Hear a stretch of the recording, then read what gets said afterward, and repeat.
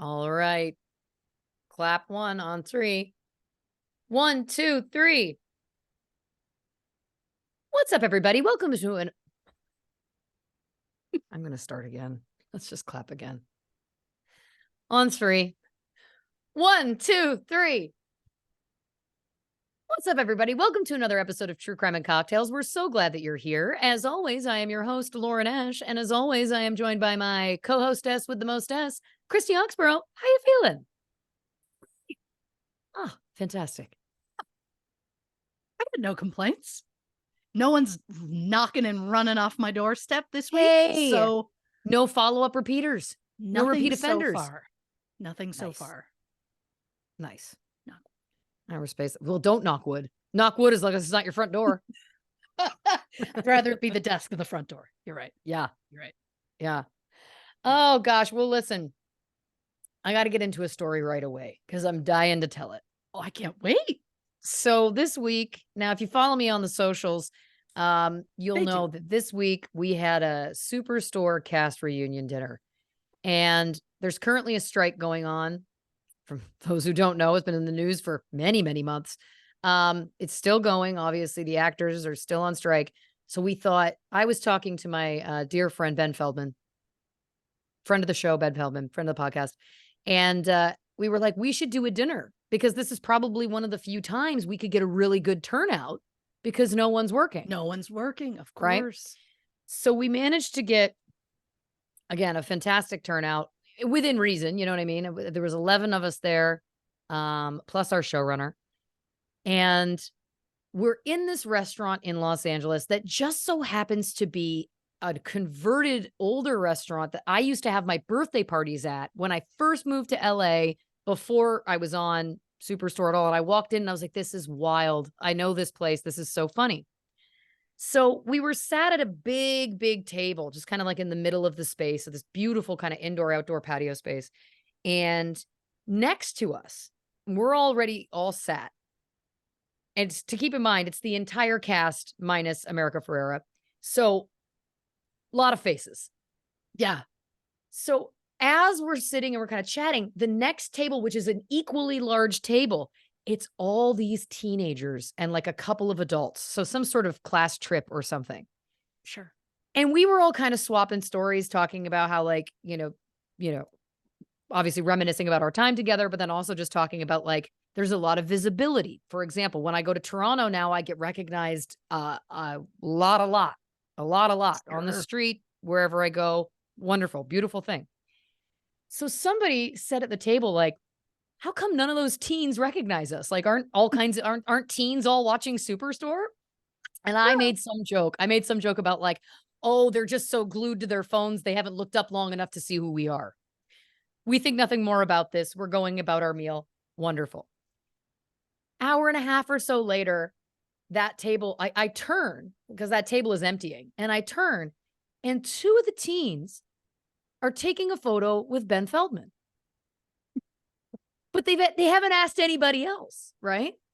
So at this point, I've had a few tequila drinks, and I just kind of yell over playfully, where do you know him from? Is this a Drop Dead Diva or a Mad Men situation? And the one kid turns to me, looks me in the eye and says, no, Superstore. And so in the moment, I thought, give him a thrill. Give him a life moment, right? He's that big of a fan of the show. And so I wouldn't say I slipped into Dina because I don't do that, but like, it was kind of that vibe, right? So I just went, oh, I'm so sorry. I'm so sorry that we interrupted you getting a photograph with Ben Feldman from Superstore.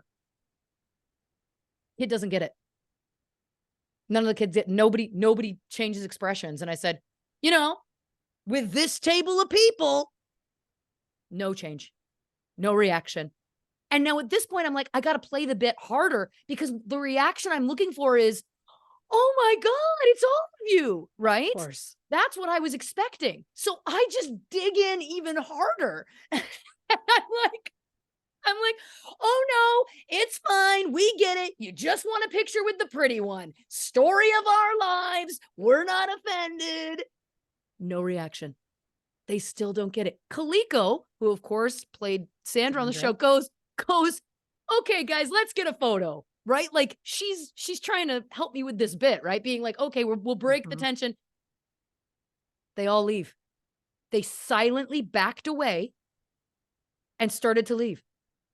I immediately feel nothing but immense guilt and embarrassment because I was like, did they think that I was yelling at them for real? And then if they don't know who I am or who the rest of us are, what the fuck did they think I was talking about? The answer is, I don't know. One girl out of the like 10 teens, one girl stood for a minute and paused. And then she turned to me and she goes, were you on the show? On the show. Us was on the show. This is like a make-a-wish dream for a lot of people. Like, I don't know what to tell you. And she's like, oh, your hair was a different color. And I was like, this is insane. This is insane. Also, I don't think asked for a photo, then decided to leave. And I was like, guess we're not, again, they only wanted to commemorate, they only wanted to put Feldman on the gram. Is the point. I think at one point I literally in my rant trying to make these kids laugh. I think I even said like, oh, you got your noses stuck in your TikToks for so long. You're not even opening your eyes to see who's in front of yous. Nothing. Again, I felt so bad. I felt so bad. And I was talking to Michael Bunin, who played Jeff on the show afterwards. And I was like, oh my God, I must have seemed like a raving lunatic, shouting at these children. And he was like, I do think they were frightened of you. Yeah. I was like, I couldn't in my wildest dreams. Anyway, so I don't know is the point. But again, for others, we had a couple gals come up earlier in the night and oh, this is the other detail. So we had a couple of other girls come up earlier in the night and had spotted Ben because Ben is doing the social butterfly, which is what he does best. So he's flitting from, back and forth to each end of the table, that kind of thing. And so they asked for a photo. They're like, we're big Superstore fans. It's her birthday. Can we take a photo? He turns and goes, hey guys, she's a Superstore fan. Should we take a photo? And those two girls lit up like Christmas trees. They were like, oh my God, right? Like, so I think odds you found like that you're table, like there's 11 of you. Like, so again, I think I just got it in my head that I was like, I want to give someone else that level of joy experience. And the problem was that I rammed them into the ground because they didn't get the bit or understand who any of us were. It should also be noted that one other teen boy, as this was all going on, goes, so are you all on the show or something? All the rest of you? And we went, yes. And he goes, why is he the only one standing then? Meaning it, like the tone being like, well, it seemed like he's the only one that wants to take pictures. I was like, this is the most insane interaction I've ever had. So then the young gal who had stuck around at the end goes, well, we're here on a class trip. So then I start feeling terrible. I'm like, are they from the middle of nowhere? Have I just terrified them because they're not used to like talking to adults like out in the world? No. She's like, we're just from San Diego. I'm like, that's not a sheltered existence. You grew up 2 hours from here. I can't with this. Anyway, I was very excited to tell you that story because I was like, what a hoot. I wanted more than anything for you to say, what do you know him from? And they go, he's a Jonas brother, right? I would have loved that more than anything. Just rude to be like Superstore. And it's like, open your fucking eyes. Like, I get that your hair is different and some people might look slightly different. I guess Ben's eyes just translate constantly to like, that's all people stare at. I guess sparkly panda baby doe eyes. Everyone's like, bam, I know those eyes. They're from He Superstore. showed me a picture on his phone at one point of himself doing something. And I said, if you weren't my brother, I would find you very attractive, but that's disgusting. So it doesn't make the needle move for me. But yeah, I think it is, you know what it is? I think it is that heartthrob phenomenon that it's like when you look like a rejected American Girl doll. Yes. I'm racking my brain for more of those old Dina Jonah burns, but you know what I mean? It's like, I guess that's his cross to bear. Bless his heart. Yeah. Look, he can't help that he has anime eyes. His eyes are in a never-ending sparkle. He doesn't listen to this show anymore. Oh, he sure does. And I guarantee you he's going to listen to this one. I would apologize, Ben, but if you want an apology, you have to come get it. What Oh was my that? God. What I love is that she gets so confident She here does. through She Zoom. does. And then boy, oh boy, oh, in person, the She confidence does. is gonna dip. Oh, Dip. damn. Absolutely 100%. I Oh God. yeah, no. I don't know what that was. I Now don't even listen, know anymore. you don't need to. I'm barely alive. You don't Look, need I to. just the fact that you came away from that feeling bad. Well, that Those because at the end there was no kids should release. feel Like, bad. I was like, surely if I keep spelling it out, these kids will clue in, but they just never did. So I was like, now I just look like a mean asshole who shouted at them for in their minds, no reason. Sure. Anyway, the last thing I'll say on the matter is, of course, we've been posting photos and videos from the night on socials, and there's been like, varying comments. But the one comment I saw today on the video that I posted just made me fucking cackle.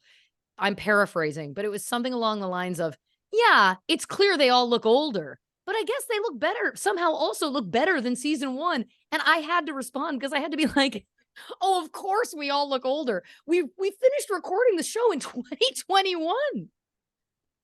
Like we're 2 years out here. Like, Yeah. has the last 2 years aged all of us? Maybe, but it was just such a funny, like, of course they all look a lot older, but also surprisingly okay. That's a wild thing to say to anybody.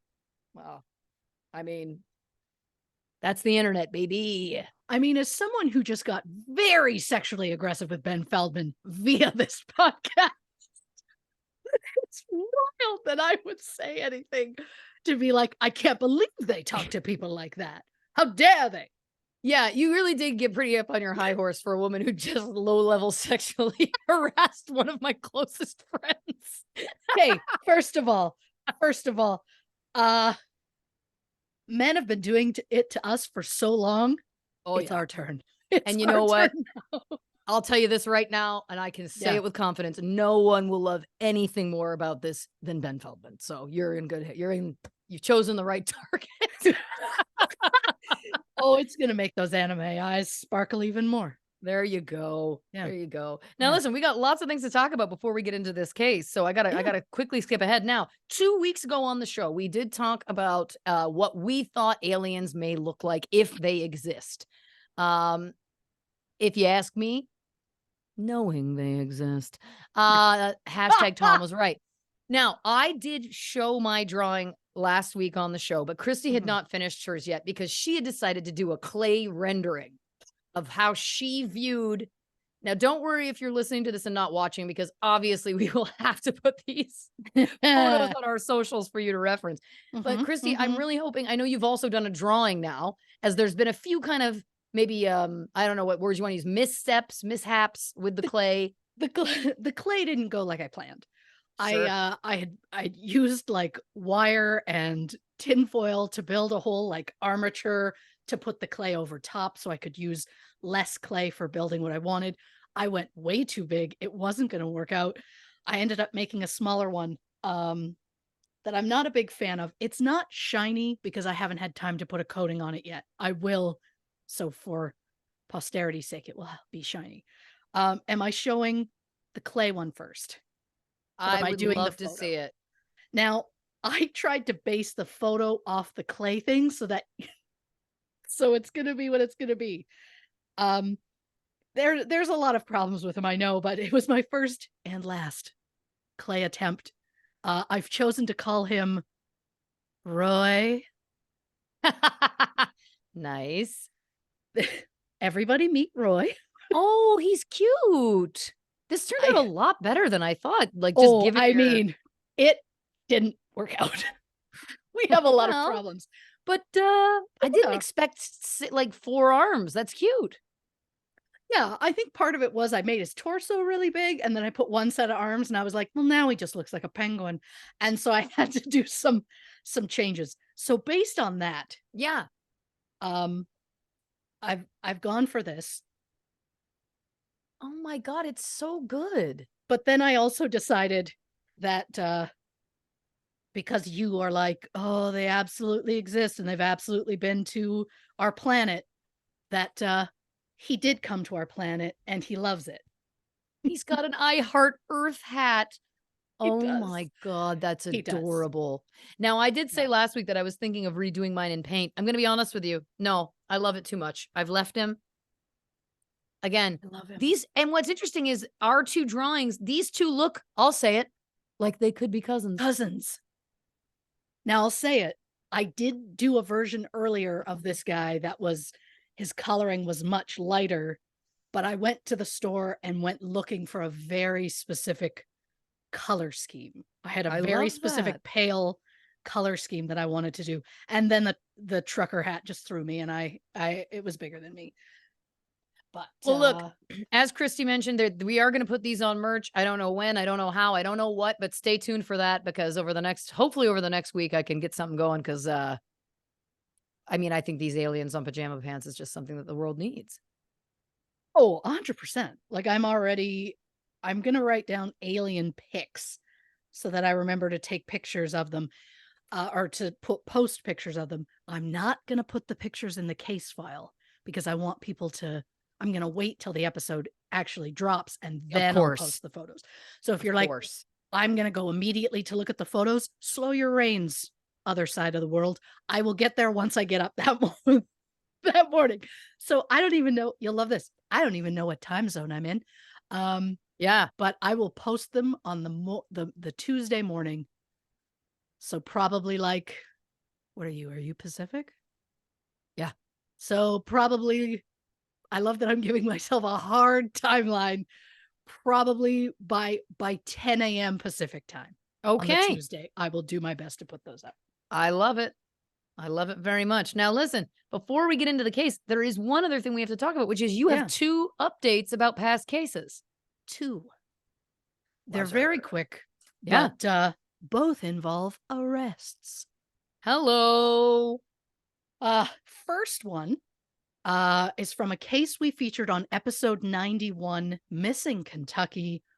35-year-old Crystal Rogers went missing from Bardstown in July 2015. Her car was found abandoned with her keys, phone, and purse still inside. Her Yes. boyfriend, Brooks Hauk, was a suspect early on as he never reported her missing and he was the last person to see her alive. As of this record, Crystal has still not been found, but last week, September 27th, 2023, 41-year-old Brooks was indicted on charges of murder and tampering with physical evidence in connection with Crystal's disappearance. Also arrested was 32-year-old Joseph Lawson, who was charged with conspiracy to commit murder and tampering with physical evidence. Between 2009 and 2020, 5 women accused Joseph Lawson of assault. He was convicted of misdemeanor assault for choking a woman in 2020 and was sentenced to a whopping 90 days in jail. Yeah. And somehow he got out early. Yeah. Crystal and Brooks, their families are currently fighting over custody of the couple's 10-year-old son in the moment, it was a huge thing when she first went missing. But Right. I remember that he owns some sort of company that builds houses, Right. properties of some sort. Yes. And the police at one point were like digging up the driveway of a house that he had built because they thought maybe there was something there.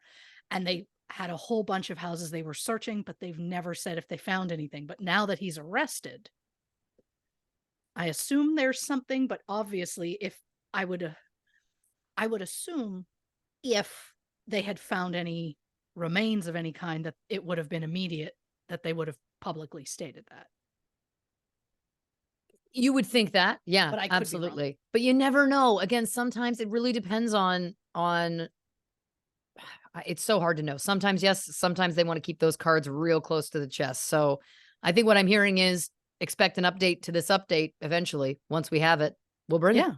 We'll Yeah. just keep going. The idea Absolutely. of like update 65 on the same case of like it just keeps going. My hope Yeah. is she's found, and he's just gone to jail.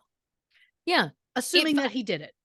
Of course. I remember when we did that episode, because again, bear with us. We're on to what is this? 146? I don't even know anymore. 145. Ish. There it is.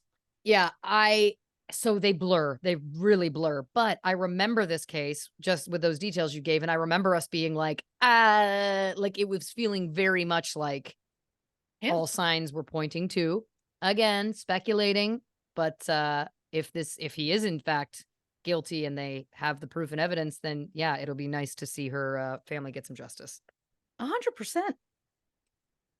And then, yeah, the second update, the one that we have heard a lot about. We've had a lot of tags, a lot of heat, a lot of hopes for a bonus episode, which, spoiler alert, there will not be, because this is literally the update. It's not long.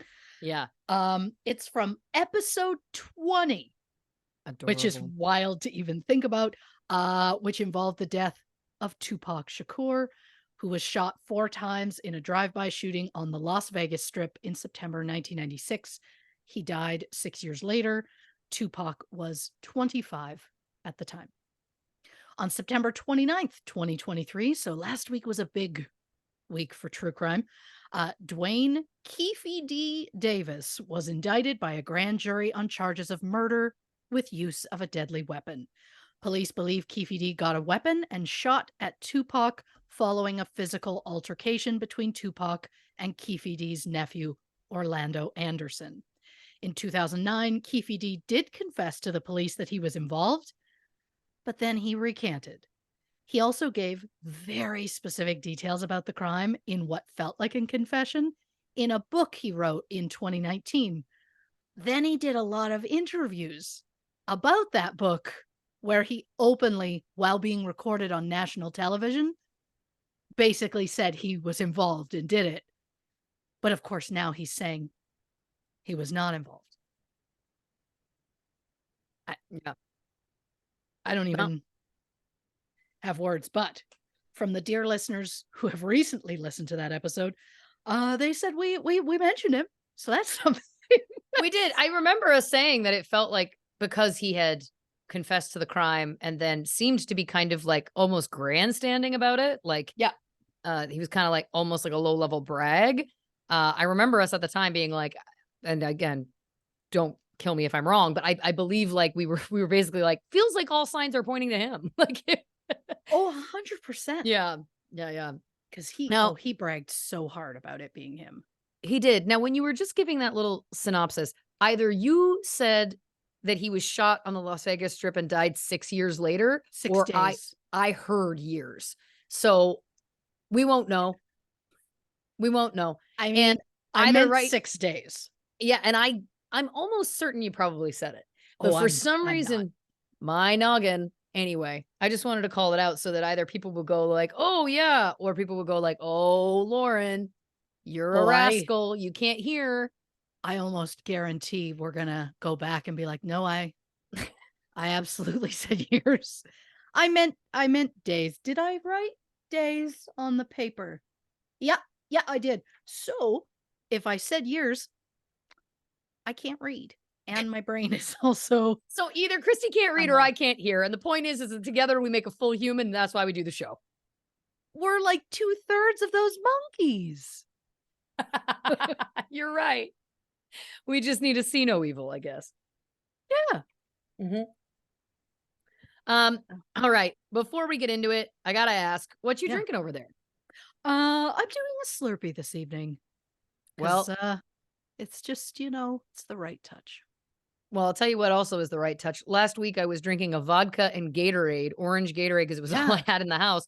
I said it kind of tasted like a creamsicle. Christy said, "Why don't you get some whipped cream vodka?" I did. I've made one in a glass that has a skull on it. You can't really see. There's like an etched skull on here. Oh, I like that vibe. I love that I'm making it seem like it's for spooky season, but I use these year round. Anyway, it's delicious. It's a revelation. It's everything I ever wanted. However, it tastes even more like a creamsicle. And then I course. thought, why not add a little bit of this guy? That's a Oh. sun-kissed orange soda. So I've already tried it without, and I'm just going to put just a scotch of that in there. Just a little bit of fizz. You know what I mean? A little bit of orange fizz. Let's see. This is Yeah. orange on orange. It's unprecedented in real time.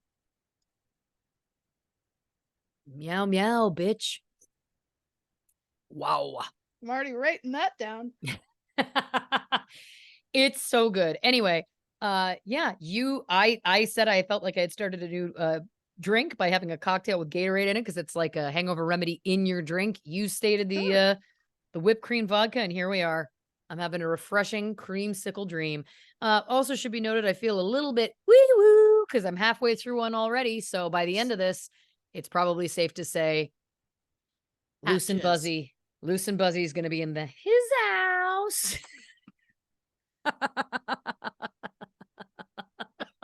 That was earnest. I I could not be happier. Yeah, I hope that creamsicle dream is what you're gonna call that cocktail. writing it down. The fact that it's orange and in a skull glass is very spooky season. Very. And I already told you, this is your sweet spot where I like you to be. It's why last week you said the words hatches to me. Yeah, I know. I know. Also, we brought up Mad Men in that episode. So that feels like a synchronicity. Mad Men's been brought up or referenced in 2 episodes in a row. Sure, it's for completely different reasons, but still. Ah! Yeah, okay. Now, if Ben Feldman does listen to the show, and by listen I mean like He's front to probably back. he's probably stopped listening to this one now because we've stopped talking about him. But keep going. Oh, he'll come back. Ben, we're back. uh Assuming he listens front to back. Like Sure. whole thing. Mhm. He will have heard what I said about a former coworker. Yeah, if he listened to last week's episode, uh, Northern Bank robbery, yeah. I am wildly uncomfortable with that, which is amazing for the things that I say that get recorded, and just saved and put out in the ether. It's fine. Listen, Um, Look, so for all the comments I may have ever made about Mr. Feldman, I've never gone that vile. no, And no. that was off the top of my head without even thinking about it. Yeah, That's when you get really vile. That's how you know how you really feel? yeah, yeah. And for those who don't know what we're referencing, go back and listen to the episode. We don't need to we don't need to quote it again. Oh, I'm not saying it again. It's the most vile thing I've ever said. And it's out there. It's It up is. there. It's up there. But is. listen, that's what we love you for. You're a Blanche through and through. You come about it honestly. It's not forced. It's not put on. It's just who you are. Oh, it's who I am, and it's who I've Yep. always been. And thanks to that little nugget, I can now tell when my husband will have listened to that episode. And I can tell you now, it's not yet. It's always nice to know that you're like, oh, that'll let me know when he's heard it. Yeah. My God. Well, listen, let's get Ugh. into it. We're of course discussing the brand new HBO Max, or I guess we're just supposed to say Max now, documentary, Last Stop Larrimah. We did get advanced copies to view of this. We both loved it. We were texting each other as we were watching it in real time. So we are so excited to get to discuss this with you. If you haven't already, give it a watch on Max because it is a fantastic documentary that we can't recommend enough. So here we go. I can read. Everything's good. You're doing great. Last Stop Larrimah is an HBO documentary directed by Thomas Tancred that follows the case of Paddy Moriarty, a 70-year-old man who went missing along with his dog in December 2017. At the time, Paddy was one of just 13 people living in Larrimah, a small outback town in the Northern Territory of Australia. With the disappearance of Paddy, Larrimah's population dropped to 12. And is that 12 residents? Or 12 suspects? Christy Oxborrow investigates. Thank you so much for taking the direction that I gave you. She did write in there a beat. And I am an actor, and I am happy to oblige. Yeah, look, I was looking for drama. You brought it. You I was always looking do. for drama in that moment. I was. And look, I don't normally get screeners. Like I don't normally get something in advance. So that was a stop the research for a past episode. I think Yep. that was even last week's episode, week before, something like that. But I stopped researching that one and was like, I'll just give this one a taste. And then I ended up doing the whole thing Yeah. and then going, well, I'll just have to make my notes now and wait, I guess. Yeah. Oh, but yeah, did I feel super important? I did. It was nice. Oh, it's always exciting to get something like yeah, to get something in advance. I mean, what a treat. It's so exciting. Yeah. And it was a real bonus when it turned out to be good. Yeah, we didn't get Yeah, paid. Like, to be clear to we did everybody, not. like, the only reason we're being enthusiastic about it is because we were genuinely excited and thought it was a great documentary. So, yeah. Yeah. Uh Great news. The only disclaimer I have off the top is my apologies in advance to the Aussies for any mispronunciations. Of course. But other than that, that's it, which is nice. Isn't it? It's nice. Isn't it? I it's it's kind of I don't think we've done like a lot of like brutal ones this year. Maybe we have, and I'm just too scarred to remember. But lately I've been looking at ones for like coming up and I'm like, "Oh no, that's one too many boxes that I'd like to untick as many boxes on the true crime thing as possible." Yeah. Something Yeah. you know. So, the small town of Larrimah is located approximately 268 miles or 431 kilometers southeast of Darwin, the capital of the Northern Territory in Australia. Larrimah was originally established during World War II as the railhead for the North Australia Railway. For those of us unfamiliar with train speak, that basically means it was the point on the railroad where traffic either starts or stops. During the war, supply routes were needed to get from southern Australia to Darwin, and the town of Birdham was initially used with the Birdham Hotel acting as a headquarters for the American base in 1942.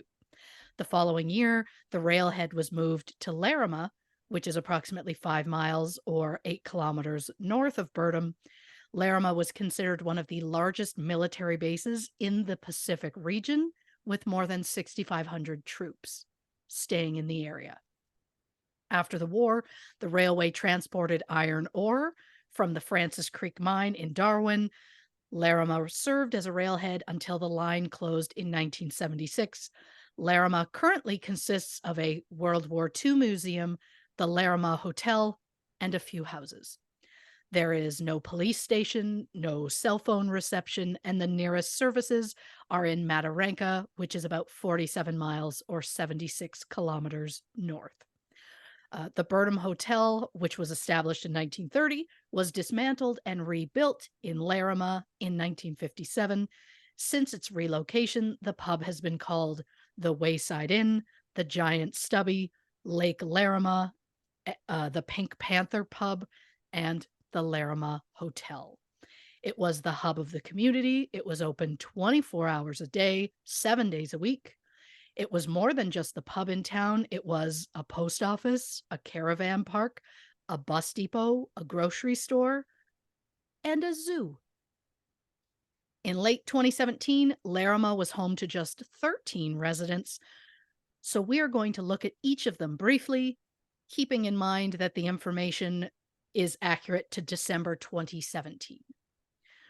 So there was 71-year-old Barry Burke, known as Cookie. He was a pensioner who moved to Larrimah in the late 90s. He worked for an earthworks company in Alice Springs, which is like 621 miles or 1,000 kilometers south of Larrimah. Earthworks is basically moving rock and soil in anticipation of a construction project. Cookie retired in the early 2010s, and in 2017, he was living alone as his partner was living in Tasmania, which is quite far. So, Right. kudos to them for making that work. Now, Cookie is the guy who said my favorite quote in the Max documentary, which was that he was going to, quote, crack a few tinnies.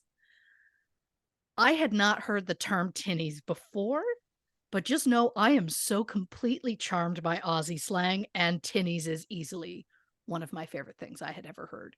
Oh It yeah, makes so much that's sense. I would love to use it in my everyday, but it won't sound the same coming from me. But yeah, again, so completely charmed. of course. There's also 70-year-old David Graham, who was a cattle station worker who usually lived in Cananara, which is 430 miles or 692 kilometers west of Larrimah. By late December 2017, David had been living in Larrimah for about 6 weeks due to a lack of work back home. There was 74-year-old Frances Hodgetts, known as Fran. She's the owner and operator of Fran's Tea House. At the time, she was the resident who had lived in Larrimah the longest. Fran lived in Australia's Northern Territory for about 50 years. 45 of those were spent in Larrimah. In the late 70s, Fran bought the old police station and converted it into her home. It is located in the northernmost part of town, next to the only public phone box, which will be relevant later on. Of course. Fran also opened a tea house on the property in the early 80s. She was married to William Hodgetts for over 40 years before they separated in 2014. 73-year-old William Hodgetts, known as Billy or Light Cans, not a nickname I gave, obviously. Nope. He's a pensioner who moved to Larrimah in 1983. After his separation from Fran, Billy moved into a caravan at the Larrimah Hotel, which is located right next door to Fran's house. He claims he only did it to piss Fran off. I have to say, one of the best dynamics for me in the doc was Billy's dynamic with Fran, because he goes through like a kind of a roller coaster over the course of that movie of He like does.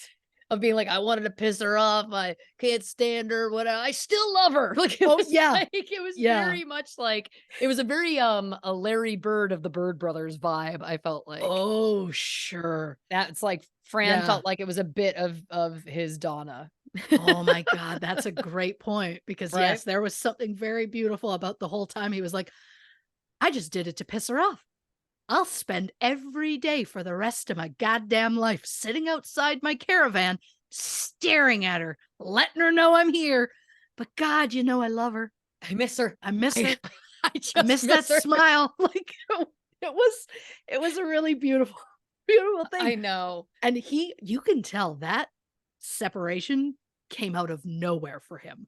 Yes. I'm not saying that, I'm just saying he was blind to the problems because he had no idea that it was coming, because he made some sort of comment like, she was fine for, I was fine for her for like 40, 50 years, but apparently she got sick of me then. It's fine. It was like, oh, Billy doesn't get it. Oh, hurt people hurt people. You know what I'm saying? Like Yeah. feels very much yeah. Yeah. But that beautiful moment at the end with like but I love her. Yeah. So, and it's like, you do. Really, Billy, really. He would have taken her back in a heartbeat. Heartbeat. Oh, he's just waiting. He said he was waiting at that caravan across from her house to piss her off. I think it was to remind her he was still there and be close enough she could just come on over and be like, I'd like to get back together. Yeah. And he'd be like, I'm already packed. Yeah. He's like, I've been sleeping on the same side of the bed. Left your spot open all these years. My God, he really is your Larry. I did respond to him very deeply because I was like, I mean, everybody in the documentary is such a character. Like these are real life people, obviously, but a lot of them are very kind of like larger than life personalities. And that's all I could think the whole time with him. And then at the end, when he made that comment, I was like, I knew it. I knew he still hung up on Fran. And how could he not be? Fran is a card. She's an absolute card and a half. Yeah, I love her. Oh, God. I love that we're not even halfway through the people who live in the town, but we're just reminiscing like we know them. Exactly. Well, compelling. They were compelling. 100%. There's 75-year-old Leonard Hodson, known as Lenny, a pensioner who lived in Larrimah off and on for about 14 years. As of 2023, Lenny was the oldest resident in Larrimah at the age of 81. Him. 71-year-old Owen Laurie moved to Larrimah in August 2017 after responding to an ad in a local Catherine newspaper. Fran Hodgetts placed the ad looking for a gardener and a caretaker for her property. In exchange for taking care of Fran's property, Owen was given food and board in a small bungalow on Fran's land. The only person in Larrimah that Owen spoke to was Fran, which was also wild because then Fran's also like, I didn't care to speak to you. Again, you can't write this stuff. Yeah. Yeah. Oh boy. There was 48-year-old Karen Rayner, the owner and bookkeeper at Larrimah Workshop. Her husband, 62-year-old Mark Rayner, is a mechanic. The Rayners were passing through Larrimah on their way to Western Australia around Easter 2015. They found Larrimah to be an interesting place, so they returned in November 2015 and purchased a mechanic's workshop. 79-year-old Roberta Roth, known as Bobby, is a pensioner living in Larrimah with her 72-year-old husband, Carl Roth. The Roths and their two daughters moved to Larrimah in November 1998. Bobby previously worked at Fran's Tea House for about 5 years. Carl spent 20 years in the Army before working at the Northern Territory Museums in Alice Springs. Until the mid-2010s, Bobby and Carl were the local fire and emergency rescue service for Larrimah. Wow. You're also Uh, going to love what I have to interject here, Yeah. which is a couple of interesting age gaps here. We got Mark and Karen, 62 and 48. Yeah.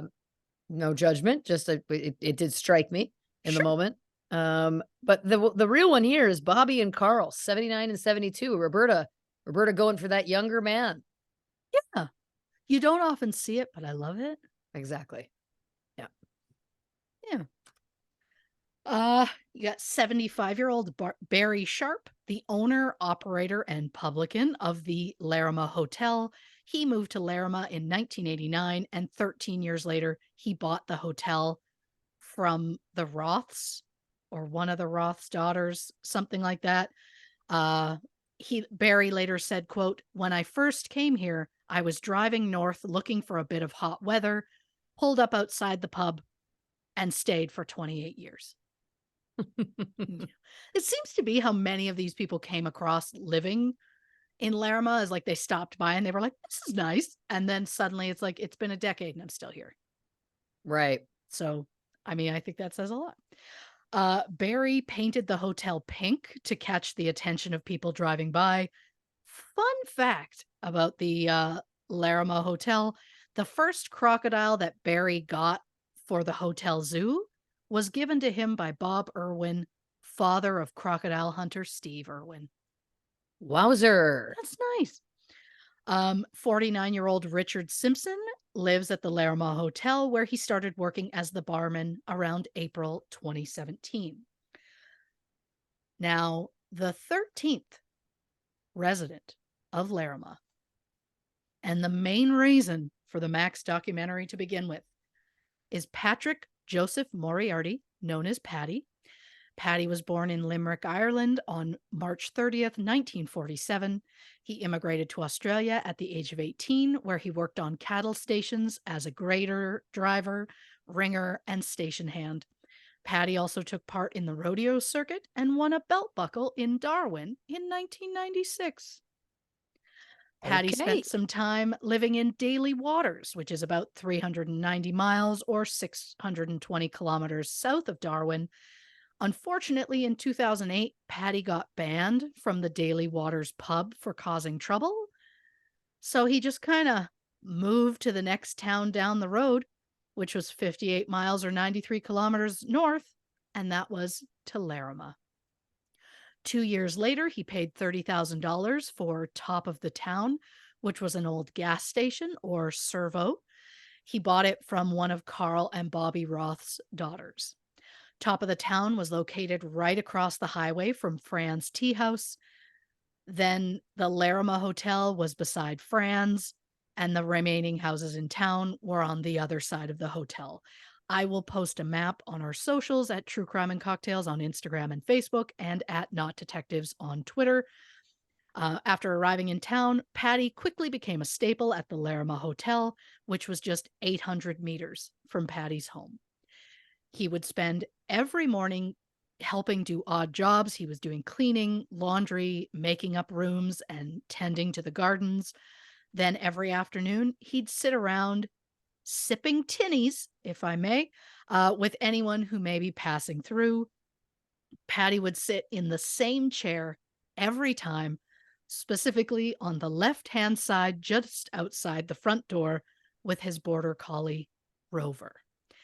Each day was the same. Every morning, Patty would walk his dog down the road to the rubbish tip or garbage dump, then circle back to his place before driving his quad bike or ATV over to the Larrimah Hotel. Patty would then clean and help at the hotel, then sit for a few beers and leave sometime around 4:30 or so. The routine remained the same even after Patty's dog Rover died in December 2016. In November 2017, a friend of Patty's gave him an 11-month-old female red and brown Kelpie named Kelly. Apparently, Kelly had been raised at a cattle station, as Kelpies are natural like sheep herders.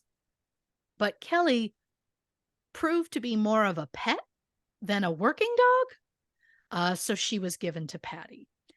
On Saturday, December 16th, 2017, the day started out as usual. Patty and his dog Kelly arrived at the Larrimah Hotel on Patty's red quad bike around 9 a.m. Patty then cleaned the showers and the toilets before hanging out in the bar for the afternoon. At 2:29 p.m., he withdrew $40 through an electronic funds transfer at point of sale, which is basically like using the bar's debit machine as an ATM.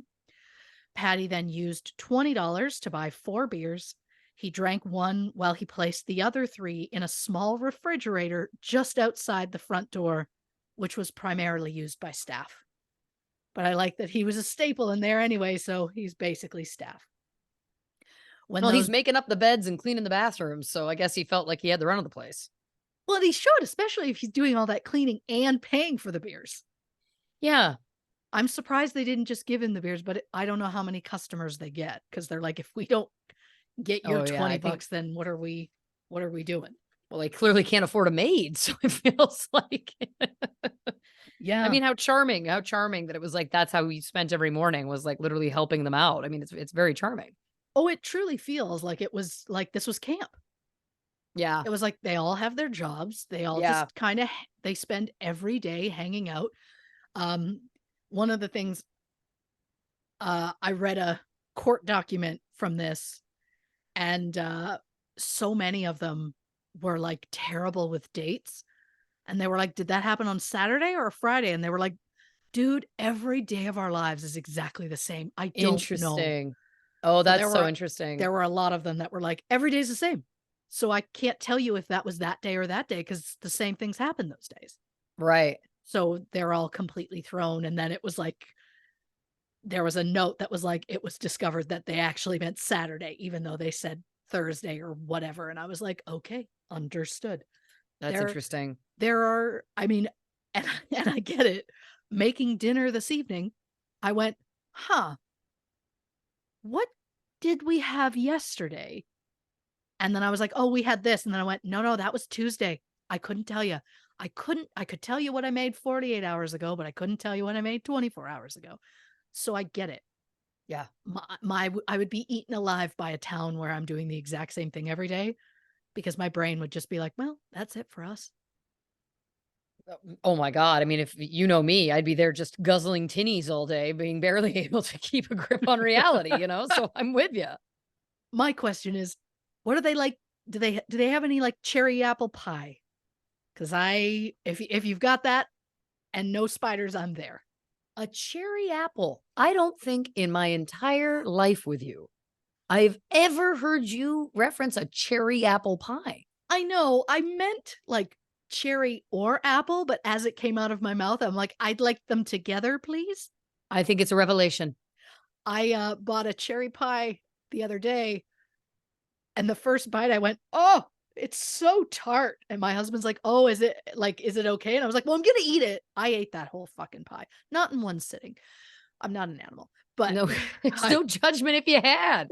look, I thought about it, but then Yeah. I was like, "No." It was so tart. By the end of the pie, it was a little less tart, but if you think a sweet, sweet apple with some cinnamon, because I'd like cinnamon with cherry just to be weird, I I would like that. I would be interested. Fuck, I might buy one of each pies tomorrow and do some surgery of, like, opening up and the Listen, I was gonna shoving some offer pie in the other. the next time you're here, I'll bake you a cherry apple pie. I've been known to bake pies. God, Yeah.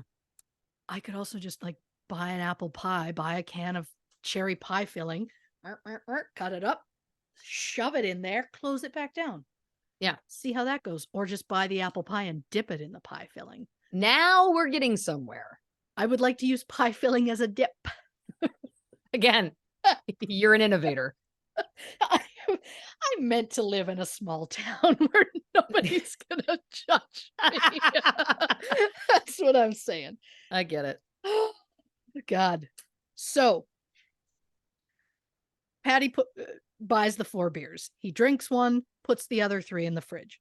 Once he's gone through all 4, he then takes the other $20 that he had taken out, buys another 4 beers, does the same thing, starts drinking one, puts the others in that small staff fridge. While Patty was at the pub, a couple and their young daughters stopped by. They traveled from Catherine, which is about 114 miles or 183 kilometers northwest of Larrimah. While in Catherine, the family stopped at a grocery store. They bought some food for a picnic, including a cooked chook, which North Americans know as like a barbecue or rotisserie chicken. Okay. And I'm like, is that what chook means? Because my oldest in kindergarten was obsessed with this book called Chicky Chicky Chook Chook. And I could like we read it so many times. He got it at the school library and he brought it home and I'm like, "What the hell is this?" He was obsessed with it. I could almost tell you the entire thing start to finish right now. And I'm realizing I was like, "I don't even know what they're saying. It's gobbledygook." But now I'm realizing the birds in the pictures were chickens. Maybe it was Australian. I'm thinking it was an Australian book. He loved it to the point I had to go find it to buy it because he was obsessed with it. Huh. Yeah, he How loved are it. how are we spelling chook? Uh-huh. Chook. Hmm. Yeah, All right. I am just piecing together in this moment about that book being chickens. Yeah. I also believe the first page is chicky, chicky, chook, chook, chick, chick, chick.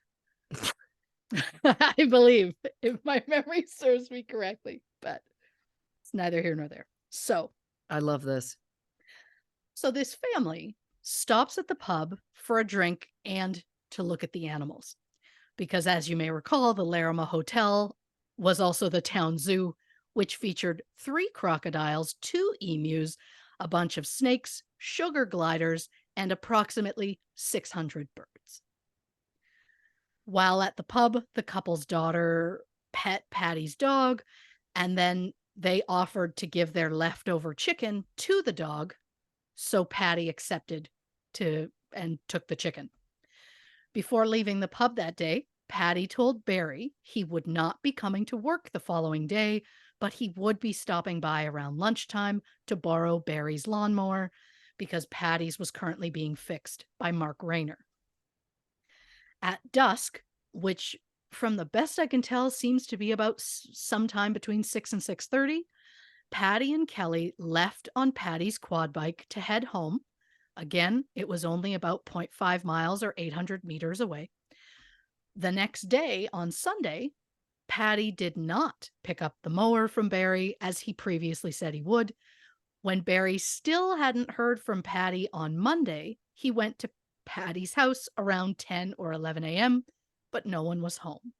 The back door was unlocked, so Barry checked the house, which was neat and tidy as usual. but neither Patty nor his dog Kelly were there. Barry noticed that Patty's back gate was open, so he assumed Patty had taken his dog for a walk. So Barry drove along the road leading to the dump, but couldn't find Patty anywhere.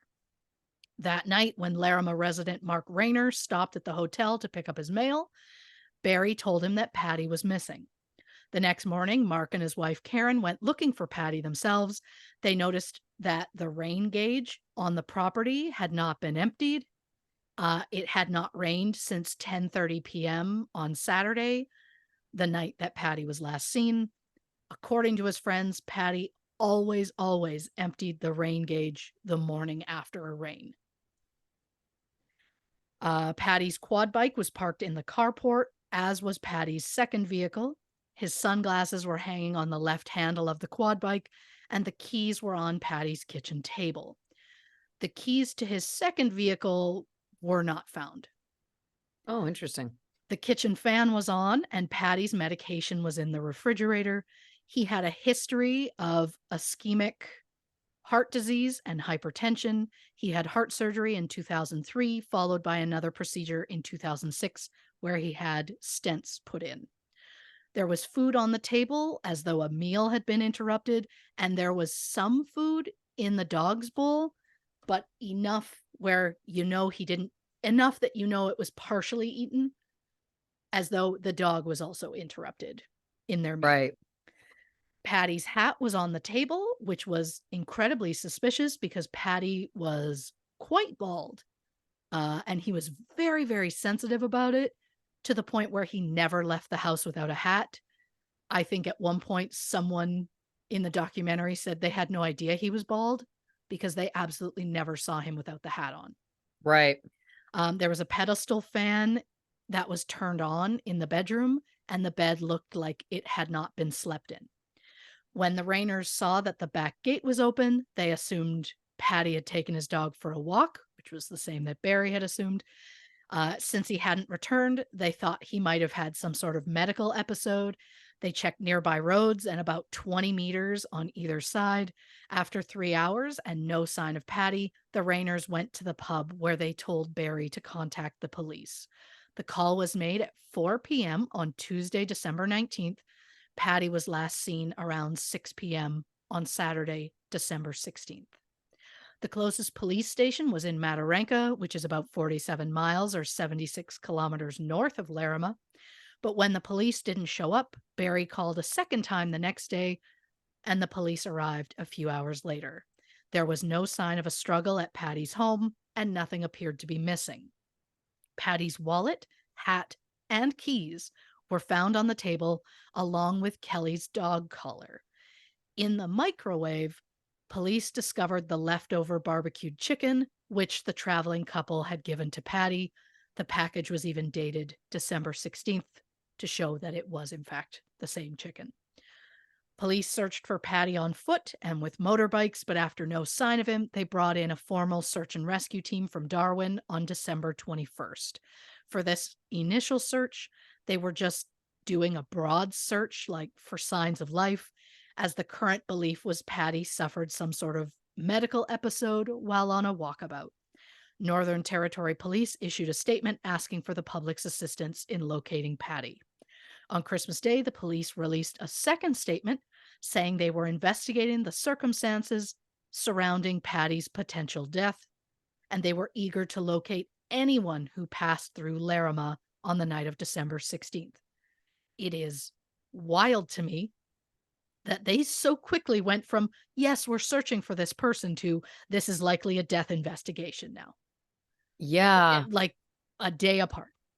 That felt I wild. guess, yeah. The only thing I could think is that because every day is the same and it was so odd for him to not be there, and it's so rural that it's like, I guess Sure. that's what the assumption would be made. But I hear you. It does feel like it's like, oh damn, okay, wow. We're just the missing portion of this is getting put off the table. Yeah. Sure. Is it also possible they were just trying to make the public realize it was a more serious matter? Yeah. Could Because be. as soon as they say someone's missing, are they like, oh, he's just off off on his Right. walkabout or whatever. Whereas if you're like, we think he's dead, then it's like, oh shit, okay, we're paying attention now. Yeah, that could So be it's possible. actually.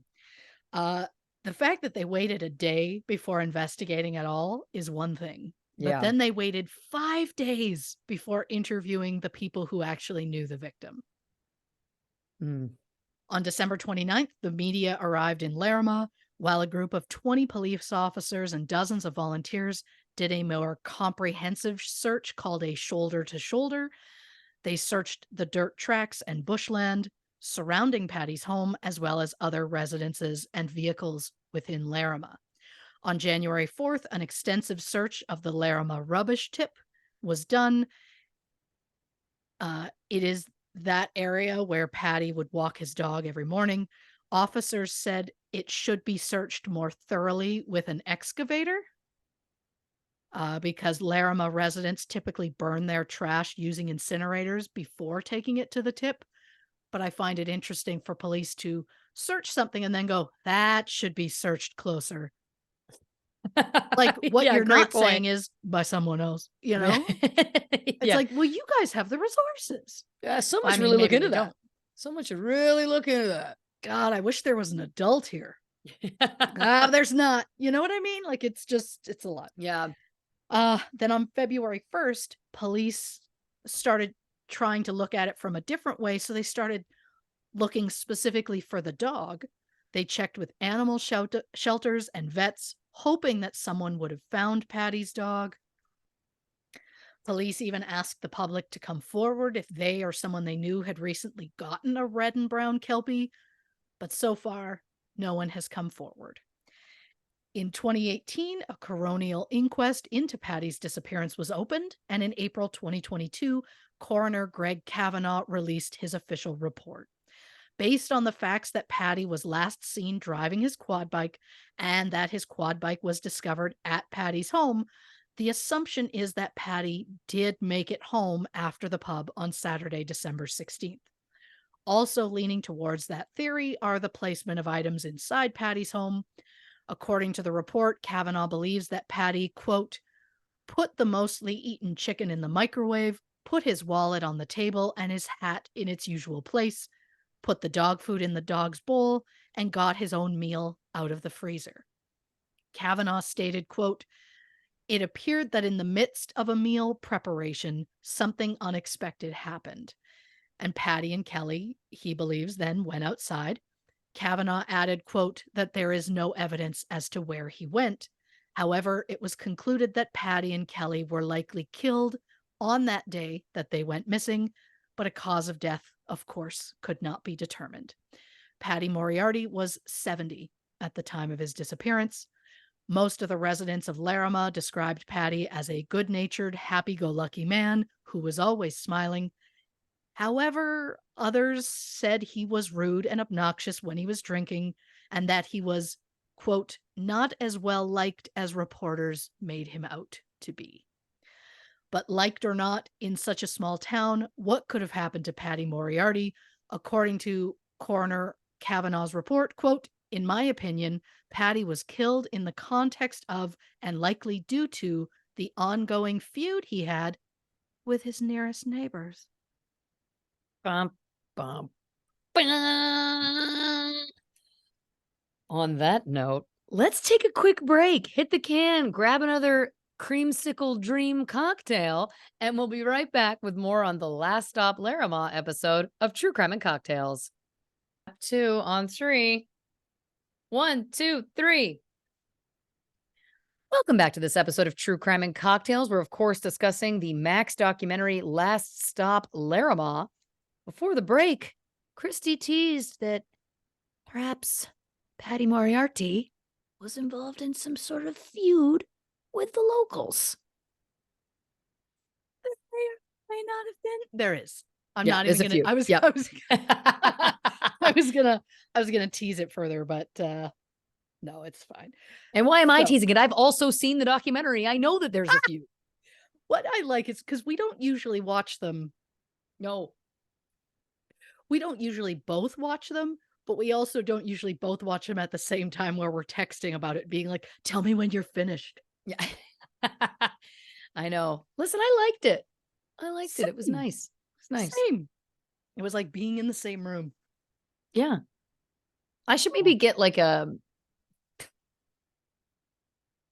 body pillow with you on it. This has gotten immediately so much creepier than I intended it to. uh, the beautiful thing is, and I wasn't going to say anything, but they don't know that we know that that break that was like 30 seconds for them was Yeah. like 2.5 to 3 hours for us. So we're at a level of insanity Yeah. that we were not I was gonna 5 minutes try and ago. act. Like, I was gonna try and make it seem like it matched. I thought I was doing a Yeah. pretty good job so far. Oh, you're doing great. They never would have known. I'm just saying I'm unhinged at this. Yeah, we went on a couple rabbit holes. They aren't important. The point No. is, in your 30 seconds, it's like time for us was like dog years, or time for you is like dog years. Yeah. Yep. 30 seconds for you, 2 hours for us. All right. Yeah. Yeah. I like it. Yeah. You know? It is what it is. Absolutely. Either way, they're still getting the same information. And what you're getting is same information with old Ash a little turned up, you know? I was gonna refer to it as we're a little more chuckle buddies, but I don't even Chuckle buddies? Oh my word. That's amazing. that We've called ourselves buddies. chuckleheads for 3 years, but apparently now chuckle buddies. Chuckle buddies feels right. Well, apparently chuckle body pillows is the next one. I'm Oh gonna god, look look, into it. I'm gonna see what my supplier in the it merch store offers. it would be an honor to be a body pillow in your home. Well, that I should be selling them in the merch store. Come to think of it, I don't think that we need to put Body ourselves. pillows of me? I'd rather we didn't. I meant of both of us. Oh, yeah, I don't think we should. That's You on one side, me on the other. I don't know. I've talked myself out of it. They're not available. I don't think they can happen. also don't know if anyone's clamoring for that product. Don't say that. They're gonna come. I know. Okay, no, All we're right. not gonna sell pillows of our bodies. That Chuck is stone sober. You are. I've just mentally crossed over, Yeah. I think. Oh, All right. God. Well, Well- thank God we still have more than half a show left. Yep. Oh, yeah. It's gonna get more and more unhinged as we go. It is. It Um. absolutely is. So, All right. since Patty's potential death occurred in a town with just 13 residents, I think it's safe to assume that someone in the town knows exactly what happened. It is, of course, possible that Patty was attacked by a stranger passing through town. According to a statement made by a truck driver named Michael Pangui, he said that a workmate told him that he and a friend had picked up Patty and his dog, drove to a location near a quarry in Mataranka to have a drink. The workmate then claimed his friend snuck up behind Patty, shot him and the dog, and then buried them in a shallow grave. The police searched the area, but found no evidence that a crime was committed there. Both the workmate and the friend denied any involvement in the crime, and the police were able to determine that both of those men were in Western Australia at the time of Patty's disappearance. So I don't know what Michael's problem is. Looking for a little attention, it seems. So while it is possible that a stranger was involved in Patty's disappearance, I'm more likely to believe that he was murdered by someone he knew. Yeah. Maybe someone with a grudge. So we're going to look at each Larrimah resident and see if anyone has a motive. So we're going to start with Barry Burke, aka Cookie.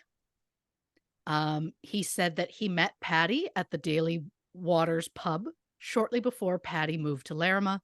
According to Cookie, 4 or 5 years before Patty's disappearance, Cookie and Patty had, quote, a big blue. I assume that means an argument. A big blue. Yeah, Like a blowout, maybe.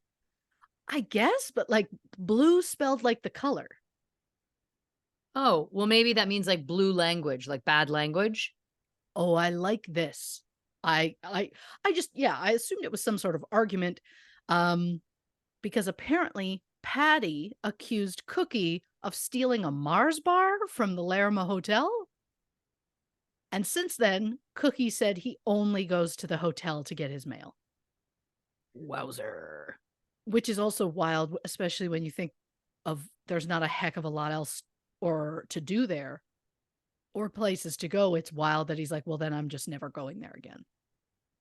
Yeah. But Cookie says he last saw Patty on Wednesday, December 13th at the hotel. Patty was sitting outside the pub in his usual spot. The men said hello to each other. Cookie picked up his mail and returned home. He did not leave his house until Sunday, December 17th. Cookie told investigators he didn't believe that anyone would touch Patty, saying, quote, he is a bit of a shit stirrer, but not enough for anyone to knock him off. Cookie suggested that Patty may have gone to another town to visit friends or, quote, probably gone for a walk with his dog and fallen into a sinkhole. And while we normally save theories for the end of the episode, I'm going to say I truly don't believe that Patty just up and left town. Normally, when he did leave town, he locked all of his doors and shut his back gate because apparently there were a lot of feral donkeys in the area. Huh? As we know, the gate was found open and the back door was unlocked. Also, there was food for both Patty and the dog left out, and it looked as though they were in the middle of a meal when they disappeared. No vehicles were missing from the house, and Patty's keys, cash, and bank cards were all found at the house. There has also been no activity on his bank accounts since before his disappearance. It also doesn't make sense for him to up and leave out of nowhere without telling anyone, especially when no one has heard from him since. David Graham said he first met Patty at the Larrimah Hotel when David moved to the town in late 2010s.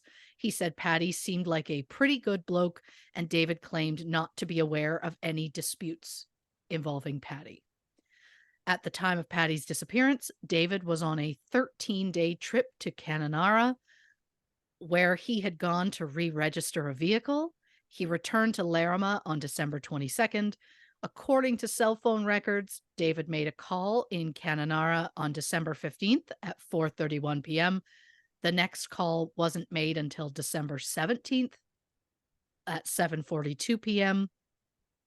Cananara is approximately 430 miles or 692 kilometers west of Larrimah. Is it possible David drove all night to attack Patty and then returned to Cananara as an alibi? In the grand scheme of anything being possible, sure, except David just has no motive because he barely knows Patty to begin with. So I also just don't believe he'd go to that much trouble to do it. Right. Then we have Billy Hodgetts, who met Patty more than 20 years ago at a random pub. The pair became friends when Patty moved to Larrimah, and they saw each other most days. Billy believes he last saw Patty on the morning of December 16th when Patty went to the hotel to do some odd jobs. Billy's caravan is right outside the hotel, so he, of course, sees the comings and goings. Billy said that Patty never mentioned leaving town or even having any sort of problems.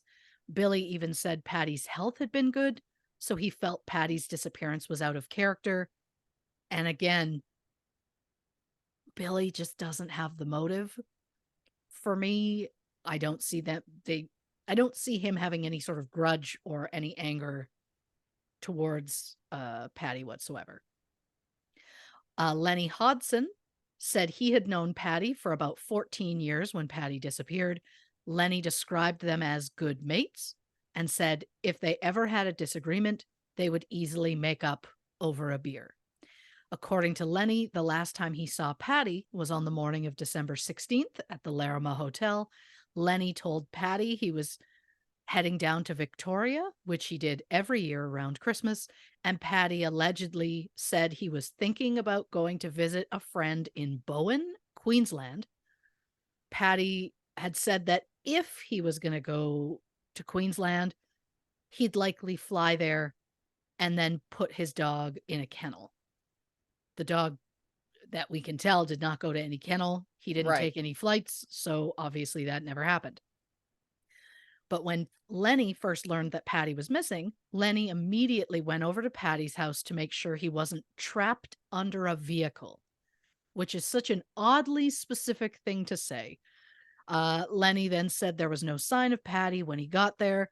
He said he didn't go inside the house, but then Lenny left for his holiday as planned on December 19th. Karen and Mark Rayner, the newest residents of Larrimah, said that they were very good friends with Patty.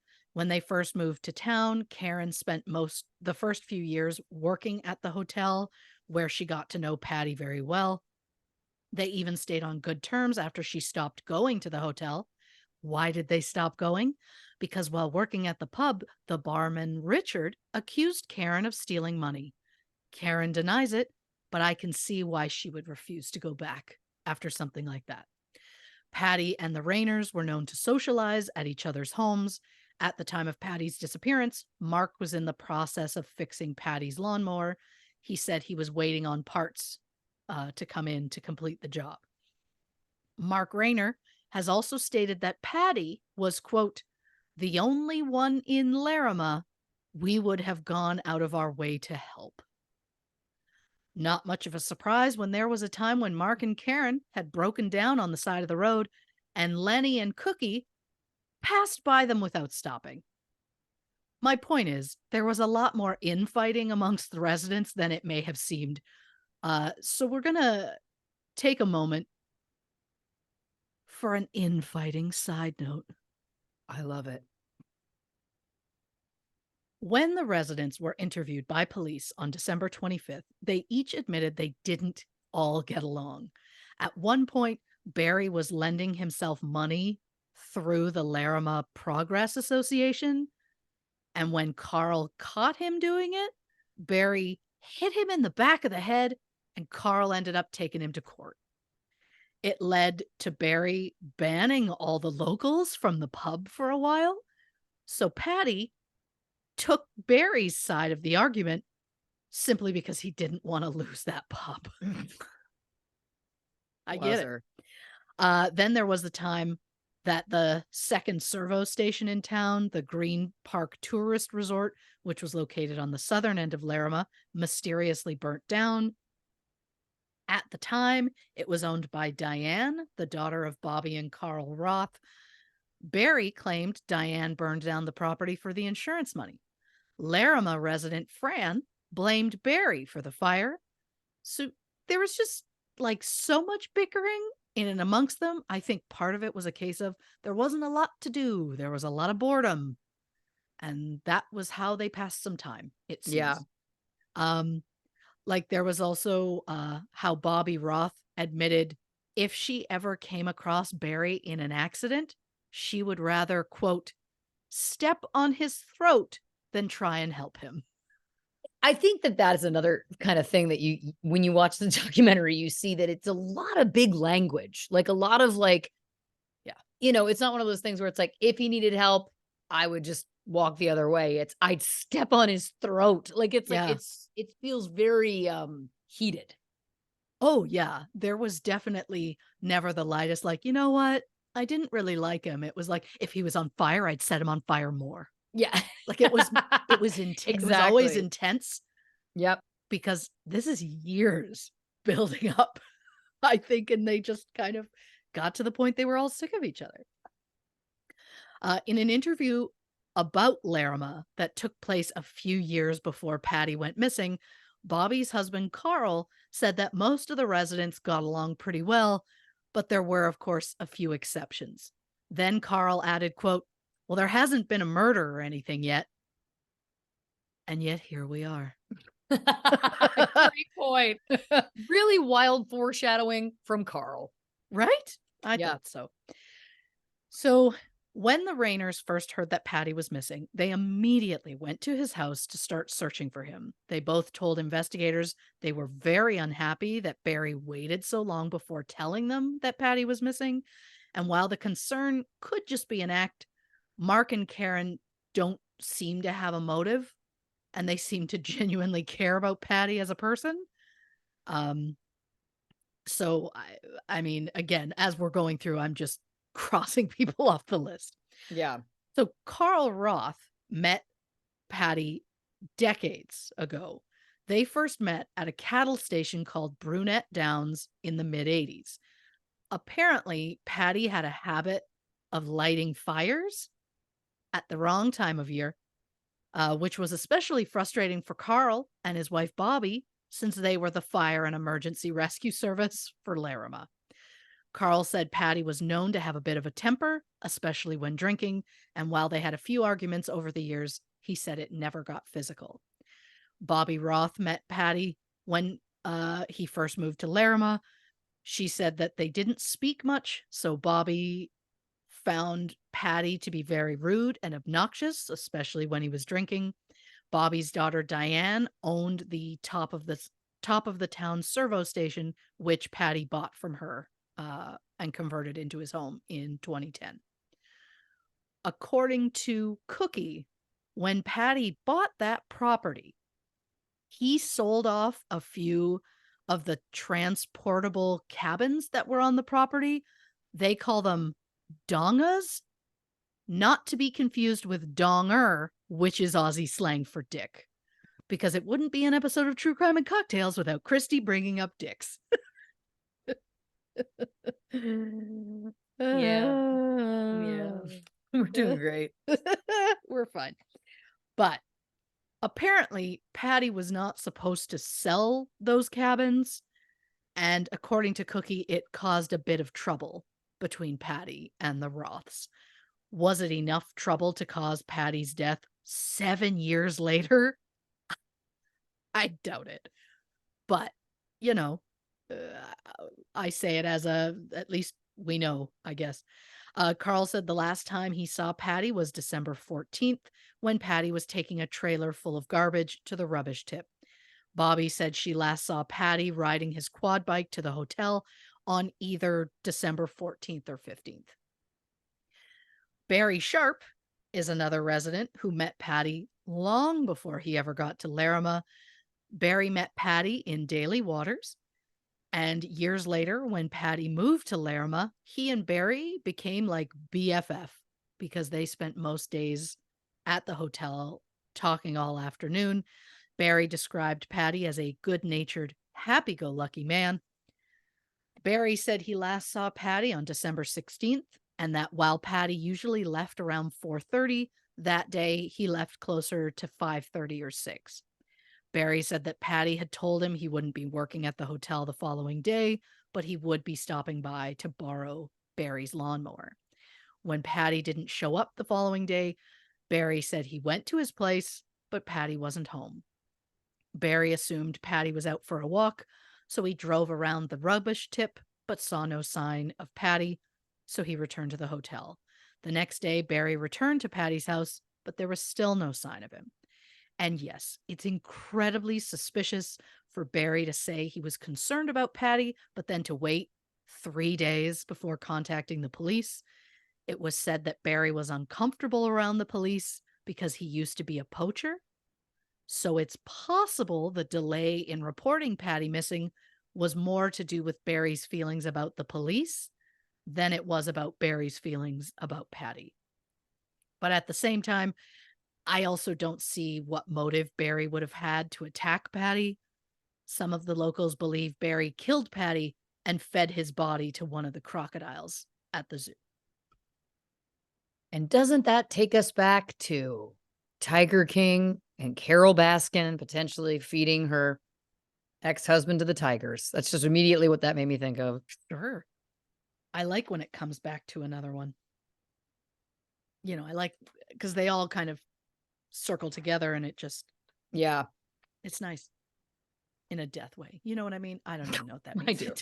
It's nice in a death way. Yeah, I get it. I've lost it. So, Richard Simpson started working as a barman at the Larrimah Hotel about 9 months before Patty's disappearance. However, he actually met Patty about 9 years earlier at the Daily Waters Hotel, which apparently is just where everybody in this area meets. Richard said he sat and talked with Patty every day outside the front of the hotel. He said the pair never argued and they were really good friends. Richard said he last saw Patty around 6:30 p.m. on December 16th as Patty was leaving the hotel. Patty mentioned not working the next morning, but said he'd be coming by to pick up the lawnmower. There doesn't seem to be a motive for Richard to attack Patty in any way, but according to the hotel's owner, Barry Sharp, Richard drank too much and had to be let go. Barry even claimed that Richard was jealous of Patty, which doesn't seem like a solid theory because their lives were incredibly similar. So I don't know why there would be jealousy. Um, again, uh, I mean, it's nice to mention every single resident, and then they're all like, no, I don't think it's them. That's nice. We will get to ones that I think it's them.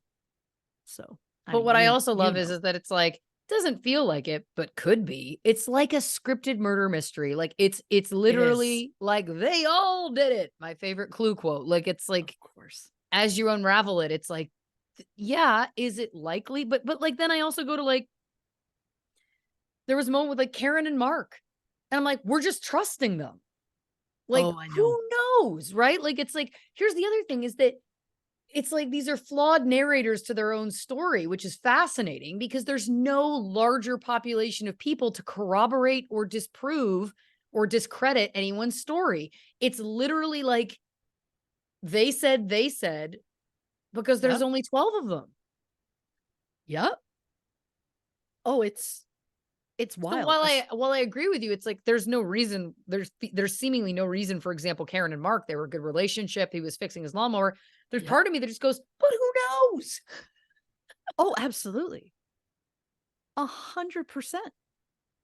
This is one of the darker things I've said. It could be anybody. It could be anybody. It really feels like it. And that's the thing again, that's just like so interesting about this story is that it's like, yeah, in a town of 13 where one person goes missing, everyone Oh, kind yeah. of has to be a suspect, right? There's not enough Yeah. people for you not to be. Oh, Anyway. 100%. And I mean, I don't think this was something that was planned out in Yeah. advance, but I absolutely think this was like a spur of the moment, just kind of happened. And if he was intoxicated heading home, I Yeah. mean, he would have had a potential different reaction to whoever he came across than he might have normally had. And who knows what Yeah. would have happened. I mean,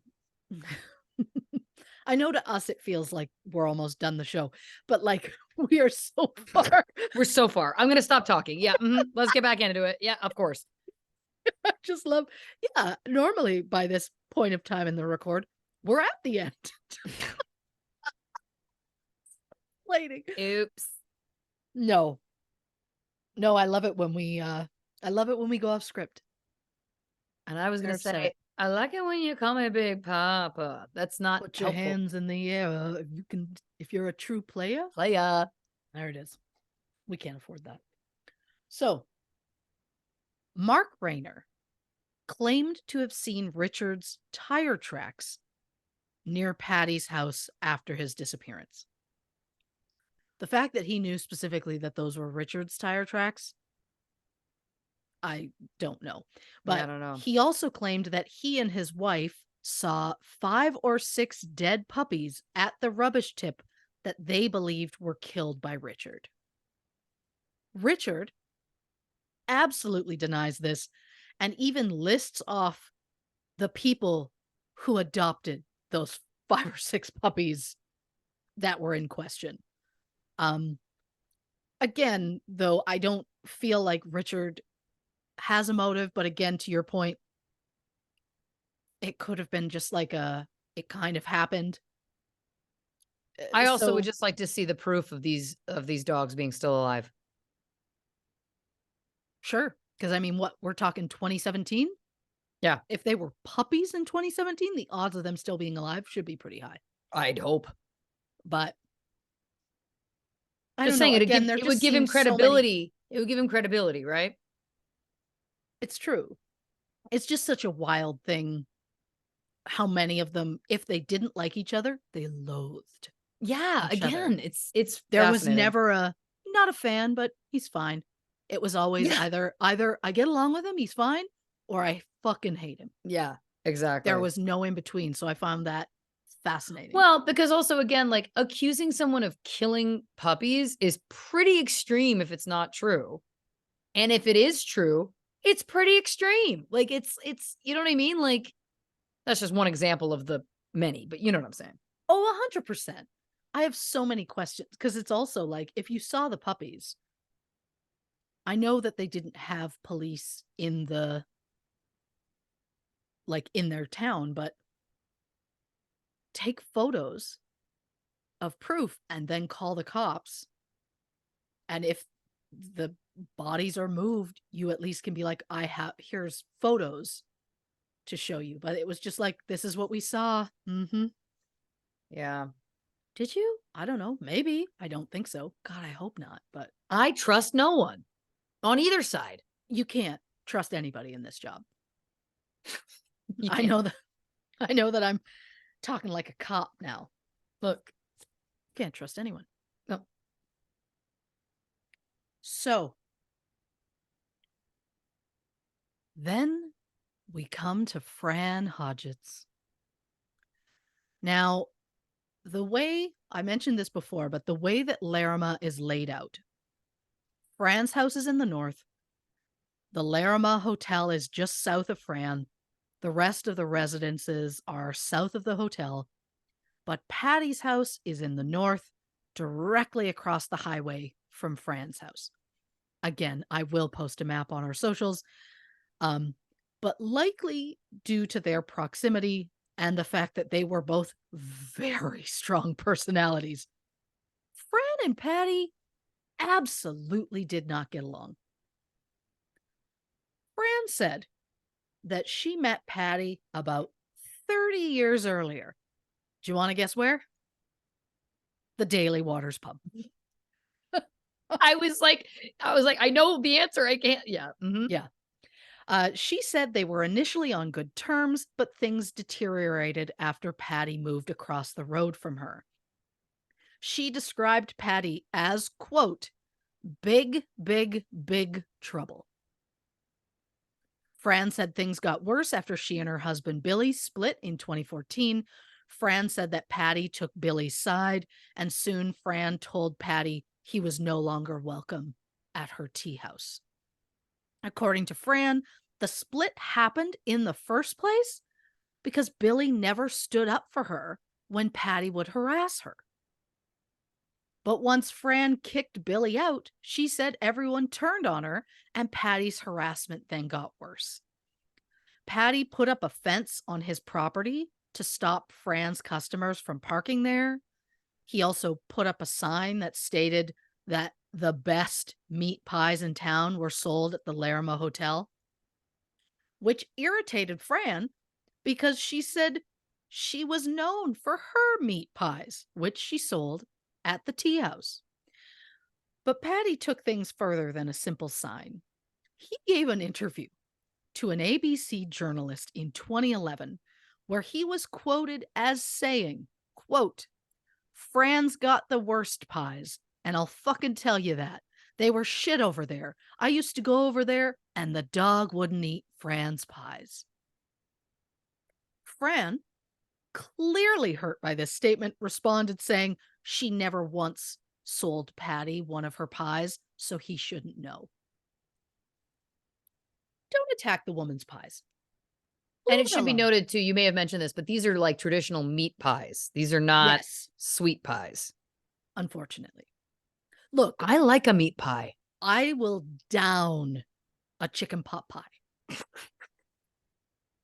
Yeah. Chicken pot pie and I intertwined likes it is a chicken pot pie is my soul flame. What was it called? Twin flame. Twin flame. Thank you so much. Mhm. Oh God, no, who are we kidding? Slurpees are my twin flame. Yeah. But if I had the choice Yeah. between a chicken pot pie and a variety of fruit pies, especially if you've got cinnamon in there. Well, we Get out did, of the way. I know it's been a long time since we recorded the beginning of the show, but we did get into this apple Yes. cherry cinnamon pie situation already. Yes. What My I'm point hearing is you really are craving pie. my point is just I am much more a sweet pie than I am a meat pie. Like don't put a beef in my pie. I'll mess with anything. Sure. And Other look, than if somebody else lamb. Other than lamb, I'm not. yeah, of course. Look, if somebody wants like a beef meat pie, great. That's good for you. We are all different and we're allowed to be.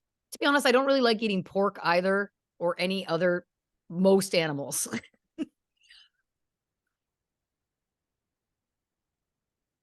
Okay. How do you feel about a chicken pot pie? A chuck pie? Chuck Chook pie? pie. Yeah, I would try that. of course. Yeah. Chicky chook pie.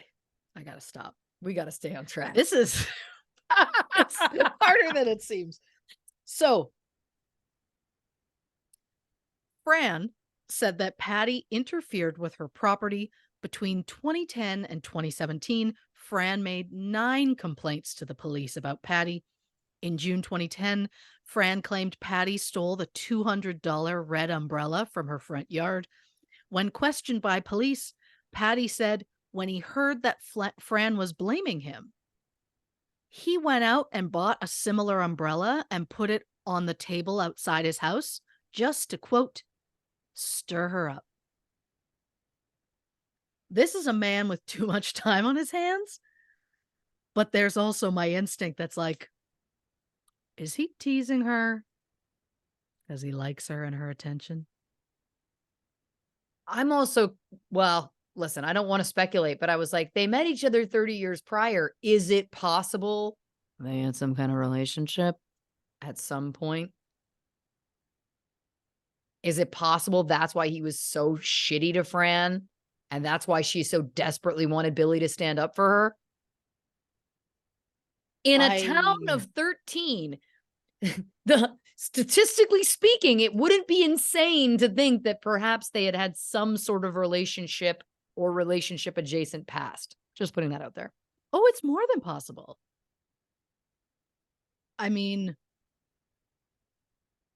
oh God, I have a lot.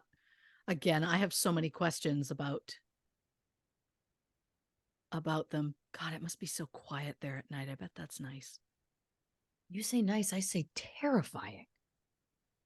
Of silence? Yeah. Wow. Okay. Because then Again, any though, tiny creak, any tiny bump, any tiny whatever, it's that, right? Sure. I mean, I did also recently confess to you, I'm starting to dislike being outside at night in the dark. I told you I was worried. I had to rush home because the riffraff were coming out, and you responded, Christy, it's 6:30 p.m. I did. I did. And that's when I was like, God, we're getting old. Like, Oh yeah. yeah. And then I love that I tried to defend myself because you were like, I don't know, it's pretty sunny here at that time of day. And I was like, here it's pitch black. Again, I just By 7. By 7, Sure. it's pitch black, which is it pitch okay. black at 6:30 though? Really? Probably not. Oh God. Anyway. Oh man. So You know where it's going to be dark? Larrimah. After dark, I don't think there's a lot of street lights out there. Silent, pitch black, terrifying. once you see the sun is not directly ahead, you start heading home. Yeah. Yeah, you're right. I fully lost it. I did not expect this episode to be, of all the episodes, quite a path for us to take. I think we're just excited and, We are, yeah. because we don't usually watch them together, so we both know where this is going. We both know where it's going, and I think that that's what it is that I'm like, I'm getting impatient because I'm like, "Oh, like, let's get to it, and then we can really get into it." But then for Yeah. some reason, it's also like, we're taking the left-hand turns. I don't know. I'm gonna shut up. I'm gonna shut up until we get to the You're end. gonna shut up. I need to shut up talking about fucking pies and nighttime scares. I just sort of, intimated that maybe these 2 intimated, Anyway, continue. Yeah, yeah, I get it, and look, it's more than possible. Is it possible they were a couple and she left him for Billy at one point, and that caused some problems? Who knows? Who But knows? so, a month after this whole umbrella incident, Fran called the police to say that Patty had stolen books and memorabilia from her tea house. But then she turned around and called the cops soon after and went, "Well, it might have been tourists." Yeah. On July 7th, 2011, Fran claimed that Patty was threatening tourists and scaring them away because they were parking on his land. Patty said that it was his land. He had the right to do what he wanted. Police had to go to his house with a map to show Patty that the land that Fran's customers were parking on was actually Crown land, not Patty's. Fran then installed CCTV cameras to try and catch Patty the next time he did something. 10 days after that complaint, Fran told the police that Patty was abusing her customers and that he had placed a glass bottle under a customer's tires. Fran also said she believed that Patty was telling customers the food at the tea house was crap and that it was not safe to park on his land, which again was not his land. In September 2011, Fran claimed that Patty had broken a plastic fitting on a hose connected to her water pump. There was a broken piece, but there was no proof that Patty was involved. Then, September 2013, Fran told police that Patty and his dog were in Fran's yard at 9:45 p.m. Patty claimed he was just trying to retrieve his dog because he kind of gave his dog free rein to go wherever she wanted. And if she ended up in someone else's yard, he'd just go get her. So, Fran also claimed that Patty had been switching her open sign to closed to disrupt her business. Patty was served a trespass notice, which prohibited him from entering Fran's property. In April 2014, Fran told police that Patty was stalking her.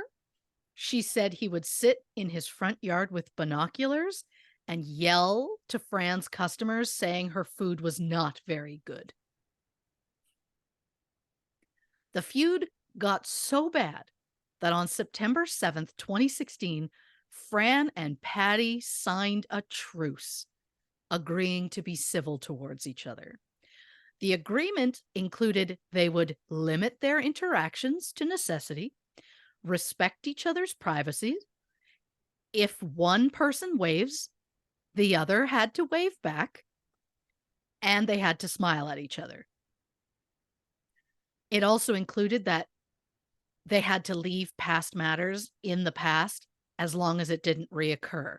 Examples were plant and property damage, property theft, and interference with personal and business items. It was signed by Fran, Patty, and a witness. Like they fully went for this. However, despite this agreement, Patty continued to have a sign outside his home, which I will remind you is right across the street from Fran's tea house.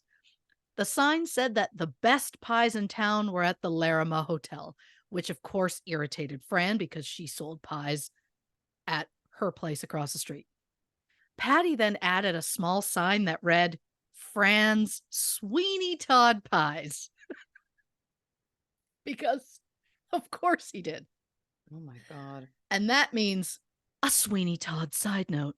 Oh my word.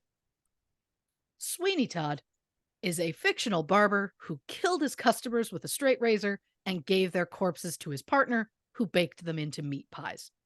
Sweeney Todd first appeared in the Penny Dreadful series The String of Pearls in 1846, but has since been featured in numerous stage plays, musicals, radio plays, TV movies, comics, a 1959 production by the Royal Ballet,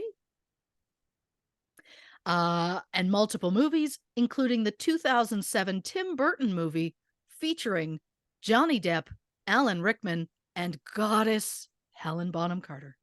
Oh, yeah. Is this the second episode in a row where I organically mentioned a Johnny Depp movie? Absolutely. Stay tuned for our next episode to see if I can organically make it to 3.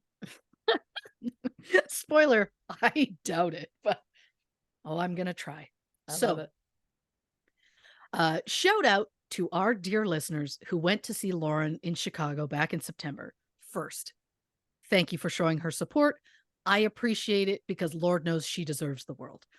And to those who told her to let me know how much they enjoyed the side notes, that one was for you.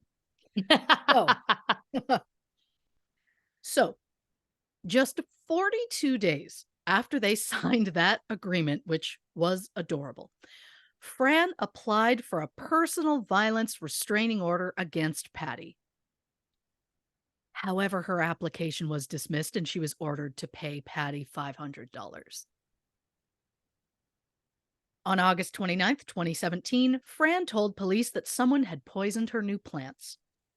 Fran claimed that Billy and Patty were the culprits.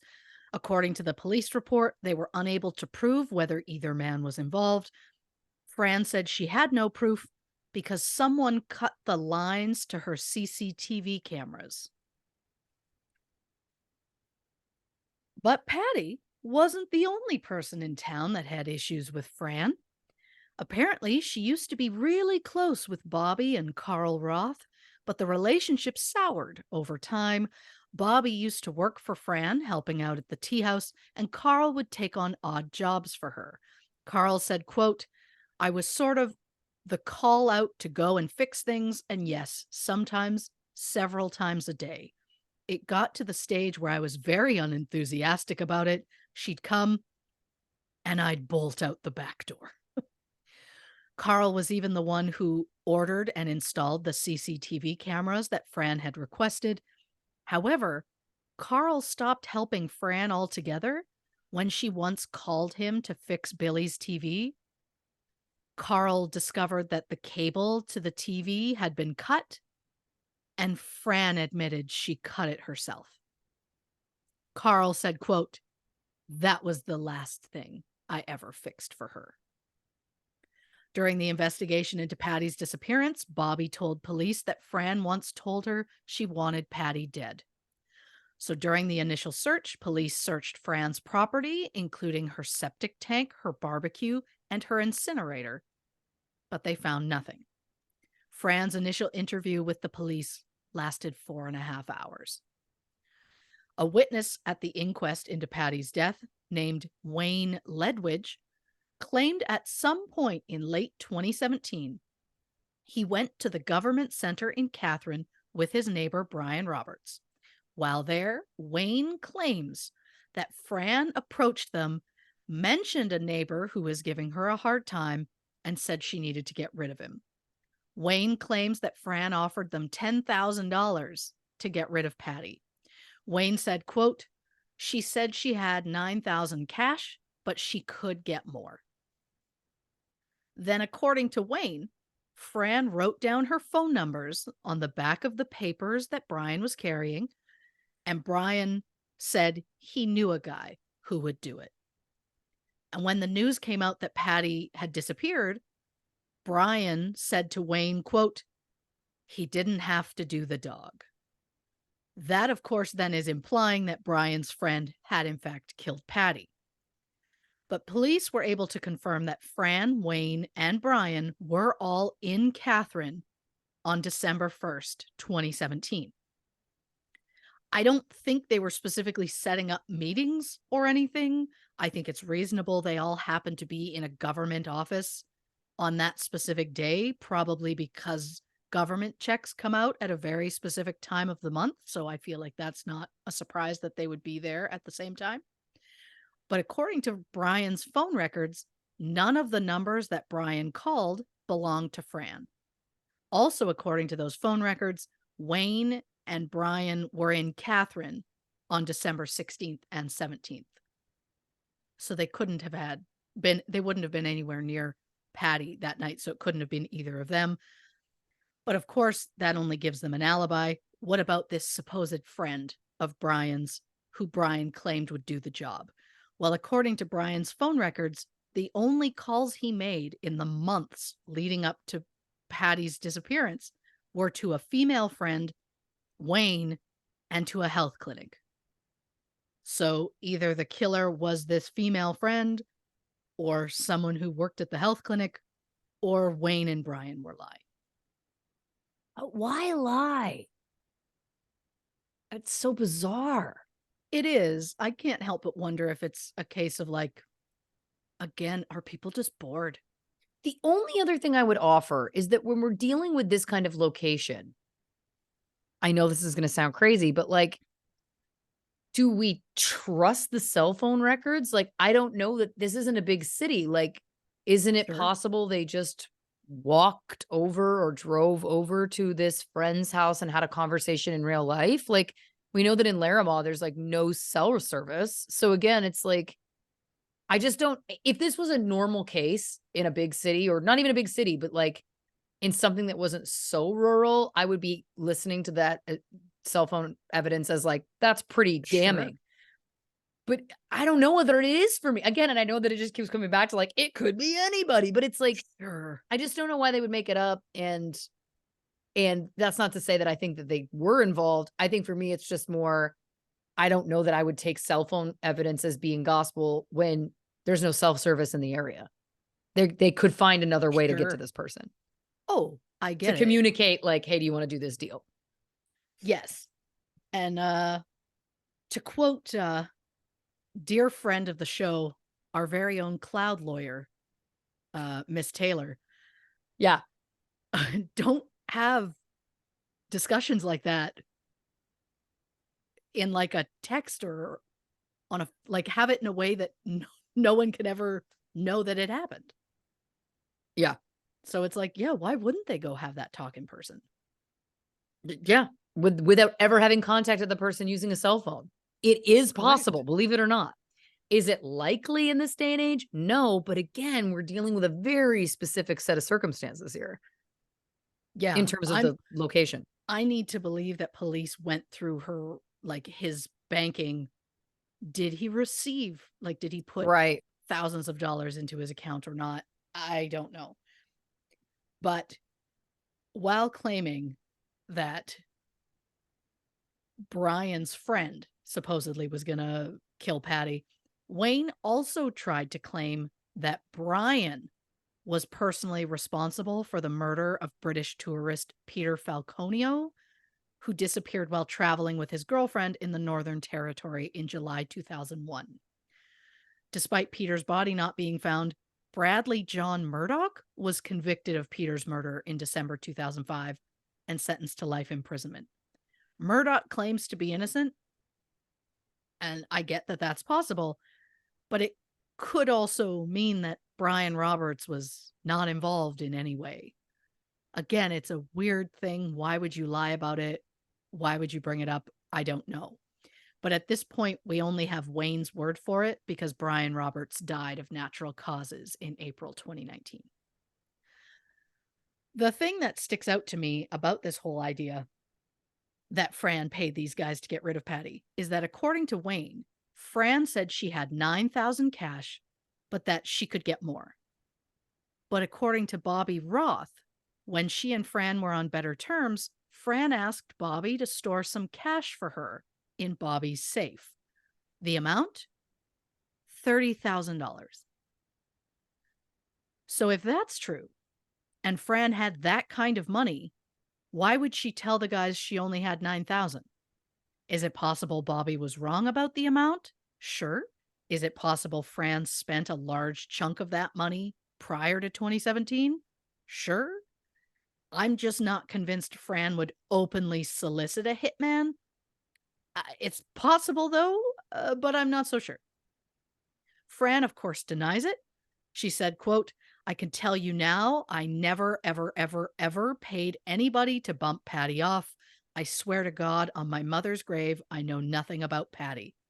So at this point, it's just Fran's word versus Wayne's. But maybe there is someone else connected to Fran who may have been involved in Patty's disappearance. In August 2017, Fran placed an ad in the Catherine Times newspaper looking for a caretaker and gardener. Owen Laurie responded to the ad on September 4th, 2017. He called Fran. She invited him down for a chat. According to Owen, it was then that Fran told him about the problems she'd been having with Patty. Owen later said if she had told him all of that before he went to Larrimah, he never would have gone. Owen also claimed that when he first arrived at Fran's, he could smell the glyphosate, which was used to kill Fran's plants. It is a non-selective herbicide, meaning it will just kill everything. Owen was given a small bungalow on Fran's property in exchange for Owen tending to the garden. He didn't speak with anyone in town except for Fran. He also didn't go to the hotel, and most of the residents didn't even know he existed, which is wild in a town with that few people. Yeah. According to Owen, he only ever spoke to Patty once, and that was on December 13th, just 3 days before Patty's disappearance. A few weeks after Owen moved in, he started putting in plants along Fran's fence, but Fran told him, don't put them there, the boys will poison them. Owen responded, quote, any fucking bastard comes in here and poisons my fucking garden, it will be the first murder in Larrimah. Owen later claimed he was only joking. On September 23rd, 2017, Fran called police again to say her plants were now covered in an oily substance, and again, she believed Billy and Patty were to blame. On the morning of December 13th, Fran went to Darwin to buy new plants for her yard. Just before she left, Owen told her that he had a shouting match with Patty. Apparently, it was a fight over Patty's dog Kelly, who was known to go onto Fran's property. Richard said he saw Patty and Kelly on the road near Fran's pie shop, and Kelly was barking like crazy. When Richard asked Patty what Kelly's problem was, Patty said Owen had told him, quote, you need to shut that fucking dog up or I'll shut it up for you. To which Patty responded, quote, you mind your business, old man. My dog can bark where it wants. It's none of your business. Shut your mouth or I'll take your knees out from under you. Also, reminder, these were men in their 70s. I know. It's wild. But Richard told Patty to be careful, and Patty said, quote, it's all good. I've got a baseball bat, which police did locate under Patty's bed. Fran had told some of her customers that Kelly constantly wandered over to her place and that she was worried that the dog would get hit by a car. After Patty's disappearance, Fran told the police that she had had words with Patty about the dog, and Patty had told her simply to shut up. She said before she left for Darwin, she told Owen not to do anything stupid because she didn't want to come back and find out that she needed to bail him out of jail. When Fran returned to Larrimah on the afternoon of December 15th, she asked Owen how things went, and he told her he stayed inside because he didn't want any hassles. Then Fran discovered that someone had put the body of a dead kangaroo under her window. And while that may seem shocking, it wouldn't be completely out of Patty's wheelhouse, because according to Fran, there was a time when Patty had accidentally hit a donkey with his car, and for whatever reason, Patty cut off the creature's penis and threw it at Fran's house. Detail did chill me. Yeah. Yeah, there was no way I was doing this episode without bringing it up. You So got to. the following day, she and Owen planted the new plants that Fran had just bought and set up a new water feature. This is the moment where I will remind that coroner's report stated, quote, in my opinion, Patty was killed in the context of and likely due to an ongoing feud with his nearest neighbors. He likely died on the evening of December 16th, 2017. There is no evidence as to where he went. However, it is likely that the new plants at Fran's place were of some attraction. As though maybe seeing those new plants might have been the reason that Patty chose to leave his house on the night of his disappearance. When Barry Sharp spoke with investigators, he said that Patty had mentioned having ongoing arguments with the new caretaker at Fran's place. So we know that Owen and Patty had issues and that a large part of them involved Kelly's barking. Is it possible that while preparing food on the night of December 16th, Patty looked outside, saw the new plants that Fran and Owen had planted, and maybe he went outside to get a closer look? The dog followed him. Owen said that on the night of December 16th, he received a malware message on his computer that gave him a phone number he needed to call. So Owen went to the public phone box, which was right on the edge of Fran's property, and made 2 calls, one at 6:30, one at 6:31 p.m., to the number that had come up on his computer. So maybe while he was making those calls, Kelly was making noise and Owen just snapped. When asked about the argument that he had with Patty on December 13th, Owen told investigators that Kelly had crossed the highway and was near the fence where he was working. Owen said he yelled at the dog to go away, and she returned to Patty's house after Patty called her. Owen then said he told Patty to keep the dog on his own property. Patty told him just to shut up. Owen then told Patty to come over, but Patty didn't, and the conversation ended. Owen said it was the only conversation he'd ever had with Patty, and it wasn't aggressive in any way, although he did admit he had a quick temper. Fran even said she rarely spoke to Owen because he has a temper. According to Richard, who worked as the barman at the Larrimah Hotel, Richard used to walk his 3 dogs in the morning along a dirt road behind Fran's property. But once Owen moved in, he started taking another route because if Owen would see Richard out there, Owen would sick his own dog on Richard's dogs. Also, in his youth, Owen used to do bare knuckle boxing and would challenge anyone who was up for it. So he had a temper and he had experience throwing a punch. Is there anything that might make us think Owen was involved in Patty's disappearance directly?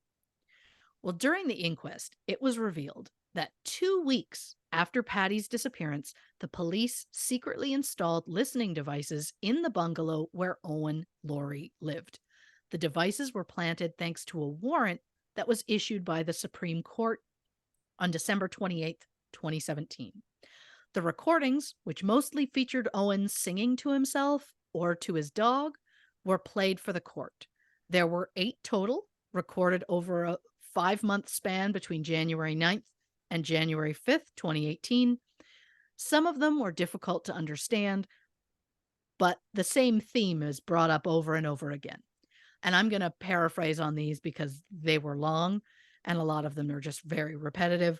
But just to give you a taste of what these recordings were like, a small sampling. In the first one, I will say the man in the recording says, quote, "Fucking idiots. Tell him how I've hit you with a fucking hammer." Then a recording from February 14th said, quote, "Well, they didn't fucking find the hammer. Well, they can't get me for anything." February 23rd, the recording said, quote, "I killerated old Patty with that fucking killerated him. Struck him on the fucking head and killerated the bastard. Struck him on the head and killerated him. Basherated him." Catchy tune. 2 days later, the recording said, quote, "You fucking killed Patty, donged him on the head, fucking killed Patty, hit him on the head, smacked him on the fucking nostrils with me claw hammer." The line, "smacked him on the nostrils with me claw hammer," is then repeated 7 or 8 times in a row. Later, in another recording from that same night, he just kept repeating "smacked him on the nostrils," except he added noises like he was making it some sort of fun song. For example, "smacked him on the nostrils, buck, buck, buck, smacked him on the nostrils, buck, buck, buck." Somehow this is going right back to Chicky Chicky Choke Choke. I didn't think it was possible, but it is. Yes, somehow. But the point is, it's weird. Even if you had nothing to do with the death, it's weird to bring it up in like a jokey, weird time when you're alone. Yeah. But I can't tell if these recordings are of a man who doesn't realize what he's truly done, or if he's fully aware and gets some sort of sick joy out of it, singing in like a celebration. Maybe it's a case of drunken guilt talking and making a song out of it. He maybe feels less guilty. I don't know. But the recording on March 1st said, quote, "You gotta find out who fucking done it, mate. That's if you don't find the fucking body to find out who done it. What you reckon there is a body somewhere and you want to find out who done it. I can tell you, you are not finding out. I tell you fucking repeatedly, you are not finding out." Recording from May 24th, quote, "Dancing with my baby in the middle of the night. I had a fight in the middle of the night. What was I doing? You brush my dog. I'm not your friend, cunt. Did I win? You're full of fucking shit, mate. Fuck me dead, mate. Bashing up people. He's a good bloke. He's terrible. No wonder I fucking belted him. He would have been going to the coppers. I tell you that." And the final recording on June 5th is allegedly Owen talking to his dog Ruby, saying, quote, "Ruby, what did you do with my book? I kill you myself. I kill pup dogs." Owen claimed the voice on the recordings were not him and denied any involvement in Patty's disappearance. Owen then chose to remain silent throughout the rest of the inquest.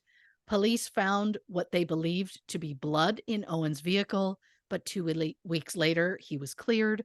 Once the police gave Owen his car back, he immediately sold it, which is incredibly suspicious. Fran claims that when the police first arrived to search her house, Owen told her he thought the police had come for him. And maybe the recordings aren't admissible or something, but they feel like a pretty solid evidence that Owen Laurie allegedly killed Patty Moriarty and his dog Kelly. But maybe it's difficult to prove that Owen is the only one speaking on those recordings. I don't know. I'm not a lawyer. Or maybe, for the sake of speculating, to quote the 1985 cinematic classic Clue, they all did it. Oh my God, I love it. Yep. Maybe Owen did the actual murder, but someone else helped him dispose of the bodies, or possibly just saw or heard what happened and turned a blind eye. It just starts to look suspicious when they all blame each other for it. Like Barry and the Rainers blamed Richard, but Fran blamed Barry, saying that he fed Patty's body to the crocodile. There was also a comment that someone may have heard gunshots on the night of December 16th. Carl had experience with guns. He spent a few years, quote, "shooting feral dogs in Western Australia." Don't love that. Don't love it. At the time of Patty's disappearance, Carl owned 8 firearms. Barry also had a gun and had experience using it because he used to be a poacher. And around the time of Patty's disappearance, Richard had borrowed Barry's gun to shoot a hawk. So maybe Patty's antics had officially annoyed the entire town enough they willingly either participated in the crime or simply acted as though they didn't know what happened. I'm not suggesting they knew, but I truly believe at least some of them know more than what they are saying. So what has happened to the Larrimah residents since Patty's disappearance? Well, Carl and Bobby Roth both remain in Larrimah, as does Cookie. However, Cookie has plans to sell his home with the hope to move to Tasmania to reunite with his partner. Mark and Karen Rayner also hope to sell their house. Their plan is to move to Darwin. Richard Simpson moved to a sheep farm about 2,500 miles or 4,000 kilometers away from Larrimah. After being diagnosed with prostate cancer, Barry Sharp put the Larrimah Hotel up for sale.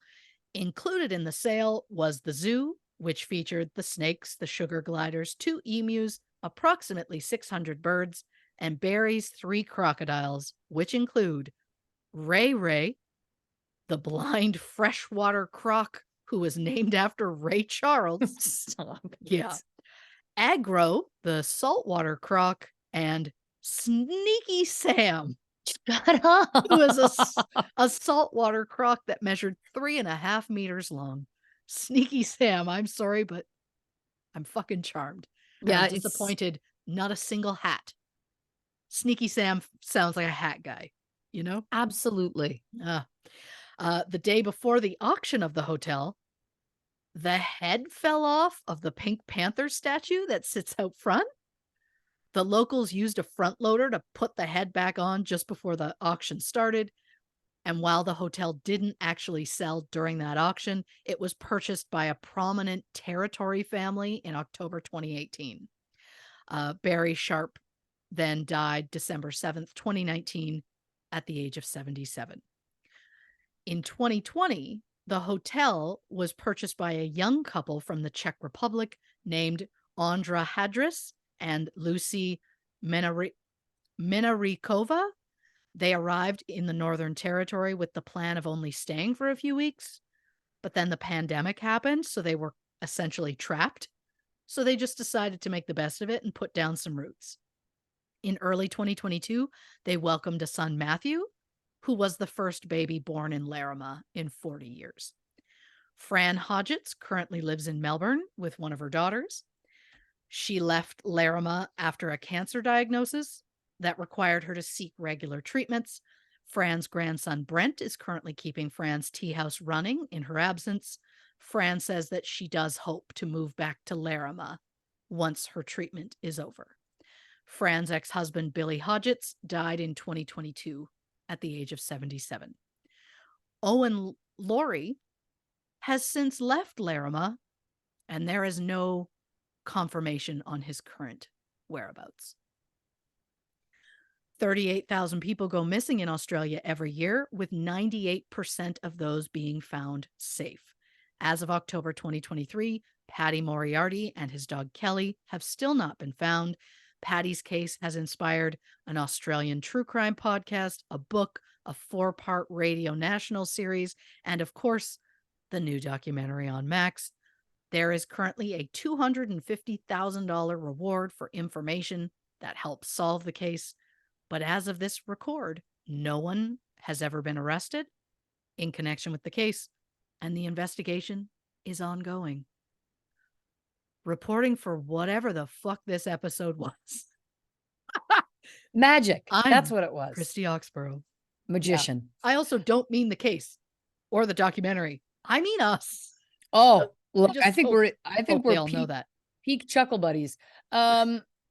Let's take one more break, hit the can, grab one more drink, and then we're kind of come on back with our final thoughts on the Last Stop Larrimah episode of True Crime and Cocktails.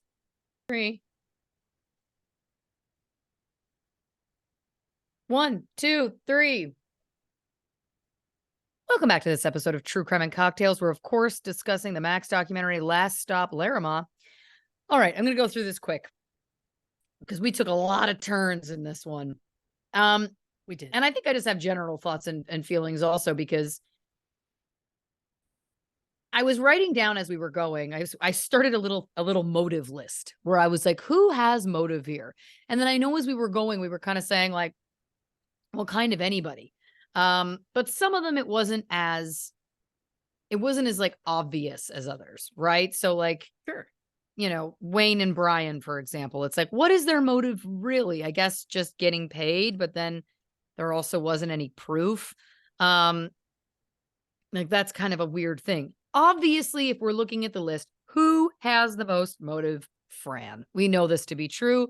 These two have had a very intense feud for a very long time. I mean, throwing a severed donkey penis at her home, leaving a dead kangaroo at her home, like, on top of everything else. It's like, Mhm. this is not just, oh, they don't really get along. This is like, I'm not saying that it's like, oh, it makes sense it went to murder. I'm not saying that at all, but I'm saying like this is big enough. This has gone on long enough and is big enough. That's a motive. People Yes. have We know this from doing this show for 3 years. People have killed for less. Which is not a good thing at all, but you know what I'm saying. Yes. Um, the fact that there was so many previous complaints to the police, the fact that it was ongoing, she put in the CCTV camera, he's cutting the cords, like it just feels like things were really escalating too, right? I think you can say that when a severed donkey dick is part Thrown of into the that. Yeah. mix. Yeah. I also love that you kept saying Wayne's word, and all I could think of was Wayne's word, party time, his opinion. Excellent. His opinion. Yeah. Yeah. But okay, so again, like I'm skipping through a lot here because I feel like I just really want to get to the end and get to discussing the whole thing. Okay, two things. One, you just casually reading the quote and then just like breezing over saying the C word was amazing. I Well, loved it. because for Aussies, cunt is Oh a yes. whole other word than here. 100%. And I don't personally find it offensive. Offensive. I know a lot of people do. I don't personally find it Sure. offensive. I think it's again like watching enough British content over the years and also it's like Oh, it's a yeah. different word. Yeah. Um the one thing, because we were talking earlier about how I brought up Carol Baskin because I was like, oh, that feels like a parallel. The parallel, obviously, that I have to bring up here is, of course, the Jinx. The fact that there was an Sure. audio recording and we all, I think most people in the true crime world have a sense, at least, of the Jinx in that case. And the fact that, what's amazing about that also is that he was recorded because had a microphone on him for a documentary and Yep. essentially forgot and was talking to himself in which he said, I did it. Of course, I killed them all. Um, and it wasn't originally found because they had stopped filming. They didn't realize. Right. So it wasn't until going through footage later or going through audio later, they even discovered it, which is just like such a fascinating and delicious, like documentary fun fact tidbit. Yes. What I find interesting is this. Let's just speculate for a second.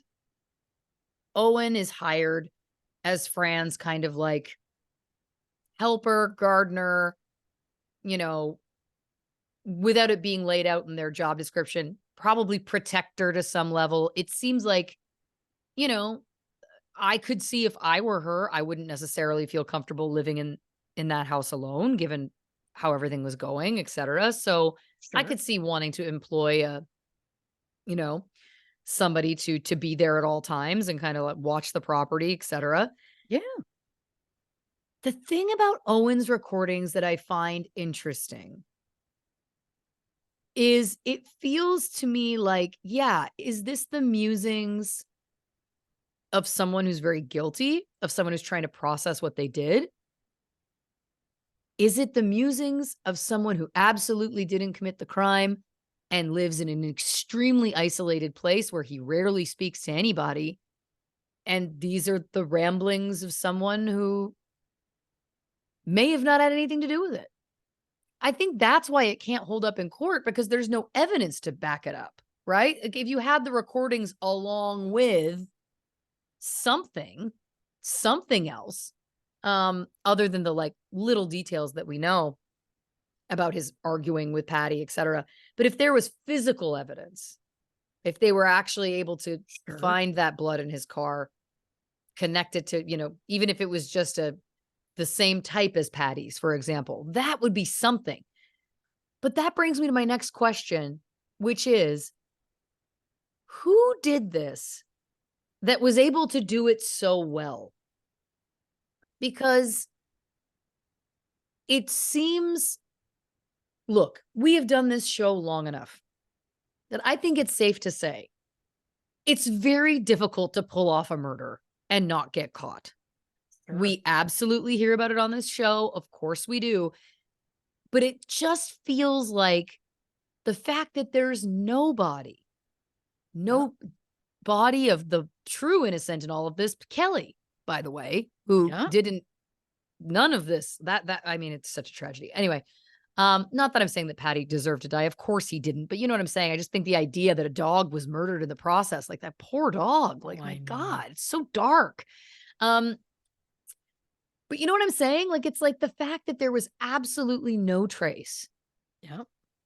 To your point, it just does start to make your brain go to like conspiracy theory. They all did it. Like it's like, how is it there's only 12 of you? You all love Yep. to point the finger at each other's for a multitude of reasons, but no one seems to have any sort of but no one saw anything and nobody knows and weird. And I know in the documentary a lot of people were talking about like, well, if you get lost in the wilderness, you can get very easily attacked, like it's not impossible, but I'm like, Sure. but then there again like without a an ounce of forensics? Like, nothing.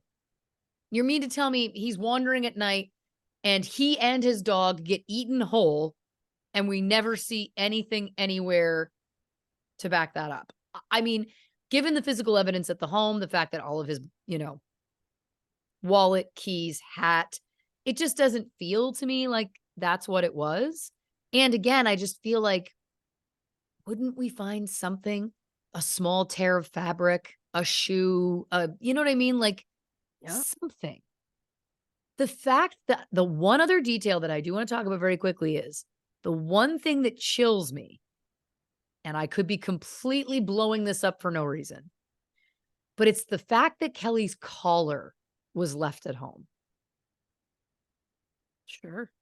Dog owners, and it's a different place, so I'm wildly speculating, and I could be completely wrong, but like, you never take your dog's collar off, especially if they're leaving the house with you. In Sure. this case, Patty was letting Kelly run all around the neighborhood.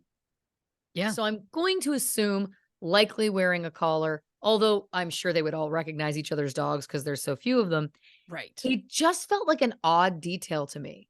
One, I don't feel like you would I mean, I don't know a lot of dog owners that would take their dog out for a walk without the collar on the dog. I never would, Right. even in my little neighborhood. Never. I'm like the chance that Sure. on some terrible occasion the dog gets away from me. Oh, God forbid, I can't even think about it. I can't risk that it doesn't have the collar on. Yes, they're microchipped, but the whole point is that it's like it's easy.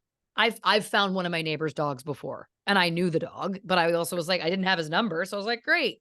Like that's just how it works. So to me, again, I'm like, I don't know that I buy that he would go out into the wilderness after dark with his dog on a walk, likely with the dog off leash, because it seems that that's what the relationship was, with no Sure. collar on, Oh, yeah. I'm right? convinced. I am absolutely convinced that the collar was taken off because the plan was maybe the dog didn't like wearing the collar when it ate, or the plan was Sure. we're in for the night. Exactly. We're in. It's like it's like when a large chested lady gets home and goes, no bra. You take it off because it's more comfortable. Or some people just, no pants, however that wants to work. I'm convinced the same is for a dog, cat, whatever of any kind, any animal that wears a collar, that it's probably nice to take it off. And so Totally. it feels very, he got home, was like, we're in for the night. So my hat's coming off. Your collar can come off. Go eat. And then I think he either saw something or heard something and walked out. And the dog just was like, we're going out, and just instinctively followed him. And I think if Owen was outside, because if he saw Owen making that phone call at 6:30 p.m., if he went out specifically because he saw him or whatever it was, there's no way that dog wouldn't have barked at him. And you mean to tell me no one heard the dog barking? Well, and then but here's Even my Fran, who was yes, like right there, or great Billy, who was point. nearby? So let's say that happened, okay? Sure. Where does the murder take place? Does it take place in the middle of the road? Where's the blood evidence? Right? You hack somebody in the face with a claw hammer, not to be glib, but like there's going to be blood spray everywhere. This is a Absolutely. violent murder if we are to believe Owen's recorded musings. Who knows? Of We don't have a course. body, so we could speculate forever. But my point is that it's like, where would this murder have potentially taken place that there would be absolutely no sign of it? How is he gonna get was he somehow lured into the wilderness and then it happened there? They said that they did these, whatever it's called, like shoulder to The shoulder shoulder to searches, shoulder, right? yeah. Like, you would think somewhere in the area something would have been found if this murder was committed outside, if like it's just so difficult. Again, like it's so difficult to not leave behind a shred of physical evidence. No Yep. forensics. It feels almost like, did they get lured and then pushed into an incinerator? Like, you know what I'm saying? Like, it's like those start to Yeah. feel like what my where my speculating brain goes, because I don't know where I don't know where that kind of bludgeoning could happen that there would never be any evidence found. And by the way, also, I agree with you. If that dog's barking, people are going to hear it. But also, if someone gets hit in the face with a hammer, Oh, yeah. people are going to hear it, to the point that you made earlier. And then I laughed that it sounded terrifying. It must be silent out there. Sound will travel. These Yeah. people, there's a bunch of these people that live in fairly close proximity, where I'm Yep. sorry, if someone is getting bludgeoned to death, you're going to hear something. Oh, 100%. Now, again, we are only speculating and alleging. We are not saying that any of this is true. But if we go down this path, we can understand why Fran, who has a vested interest in perhaps Patty no longer being around, maybe Sure. wouldn't admit that these things were heard. But we also Sure. know that the hotel is 800 meters away. Yep. We know that Billy lives near there. Yep. And for all intents and purposes, we know Billy and Patty are friends. So you would think that True. if Billy heard something, and now I know 800 meters is a distance. I get it. It's going to be hard to hear that. But I would love to do, this is one of the, I'd love to do that test. We go into the middle of nowhere. There's no buildings to absorb sound. What's Sure. the science? How far could you hear it if someone was wailing? And I think the answer is pretty far. I would think so. But I think if Billy heard something and purposely didn't say anything, I think it goes back to what we spoke to earlier, because he was still in love with Fran. And that was exactly my next point, which was that it's like, oh, was he potentially close enough that he could have heard something? They were friends, right? Why do we believe that? Why do we believe that? Because here's the other thing. The one person who would really know isn't here. Patty isn't here. So we're Yep. not getting his side of the story. And at the end of 100%. the day, I mean, look, it's why this story is so fascinating, right? It's so compelling because Yep. it's so unique. But there is also obviously a world in which, jokes aside, they all did it, in terms of like complacency or turning a blind eye, or who knows? You know, like it's interesting because it feels like it's one of those things where it's like, we get that there was these huge feuds. We get that people were extreme manners, but is it one of those things where it's like, yeah, we fight like hell, but we'll cover for each other? I don't know. Again, I'm only speculating. Yeah, it's like a hard sibling. Like, uh, Right. I'm gonna fight with you, but nobody fucks with you because that's my job. And yeah, but also, yeah, I just don't. There are so many people that wouldn't have anything against Patty. So there are so many of them that I'm like, if they heard something, it wouldn't make sense for them not to say something. Or were they Right. threatened in some way? Like, it just doesn't make sense. It makes it makes no sense, but I just don't believe that could have happened with nobody hearing anything. Yeah. Especially because we're not talking 2 a.m. when people are napping. When people are full on sleeping. There we go. We're Yeah. talking like 6:30 p.m. Like, I'm sure it could have happened at any point that night, but we're Right. talking probably like if he was in the middle of dinner and never came back to finish, it, everyone's awake at that point. I just want you to know I fact checked myself here. Of course. And it says on Earth, the sound from an average scream might travel about 3/4 of a mile, depending on conditions. Interesting. So I'm curious if that means you'd still be able to hear it. I feel like that's what we're saying here. Right? Right. Because if that's how far the sound wave goes, can you still hear it at that point? In And space, no also, one can hear you scream. I love that that's how this article starts. that's horrifying to think about. My thing is, so uh, assuming he's hitting him with a hammer, is the dog just sitting there? No, Like the dog would be barking. going nuts. And then Well, yeah. like yeah. But then, well, and I don't even want to get in. I mean, I know that it's always so funny because we talk about murder on this show, and then I'm like, I don't want to talk about the dog being murdered. That makes me feel awful. Yes. I obviously care about people being murdered too, but you know what I'm saying. It's just It's animals different. are It such hits innocence. different. It hits different, yeah. But that, I mean, you would think Kelly has to be addressed first if this is at all premeditated for that reason, right? That dog could Sure. attack you. I mean, I got a 7-pound dog here that'll take your arm off if you come for me. Like, you That know what I is mean? true. Never bit anybody, but I think if you came for me, that dog would probably spring into action. Yes. So that's the first thing. But then the second thing is it premeditated then? Like, because if Owen, again, we're going down that road. If Owen Of is in the course. phone booth, there's the noise that brings Patty out of the house. Is Owen going to use the phone with his claw hammer in his hand? Probably not. Right? True. He could have gotten angry in the moment, but then I think he still would have had to travel some distance to get a weapon. But this is what I'm saying is that it's like, it would make sense if Patty had been murdered in his home. That it was Yeah. like he came back to find him, whatever, and then but then, of course, we'd have all kinds of blood spatter, I'm sure, etcetera, in the house.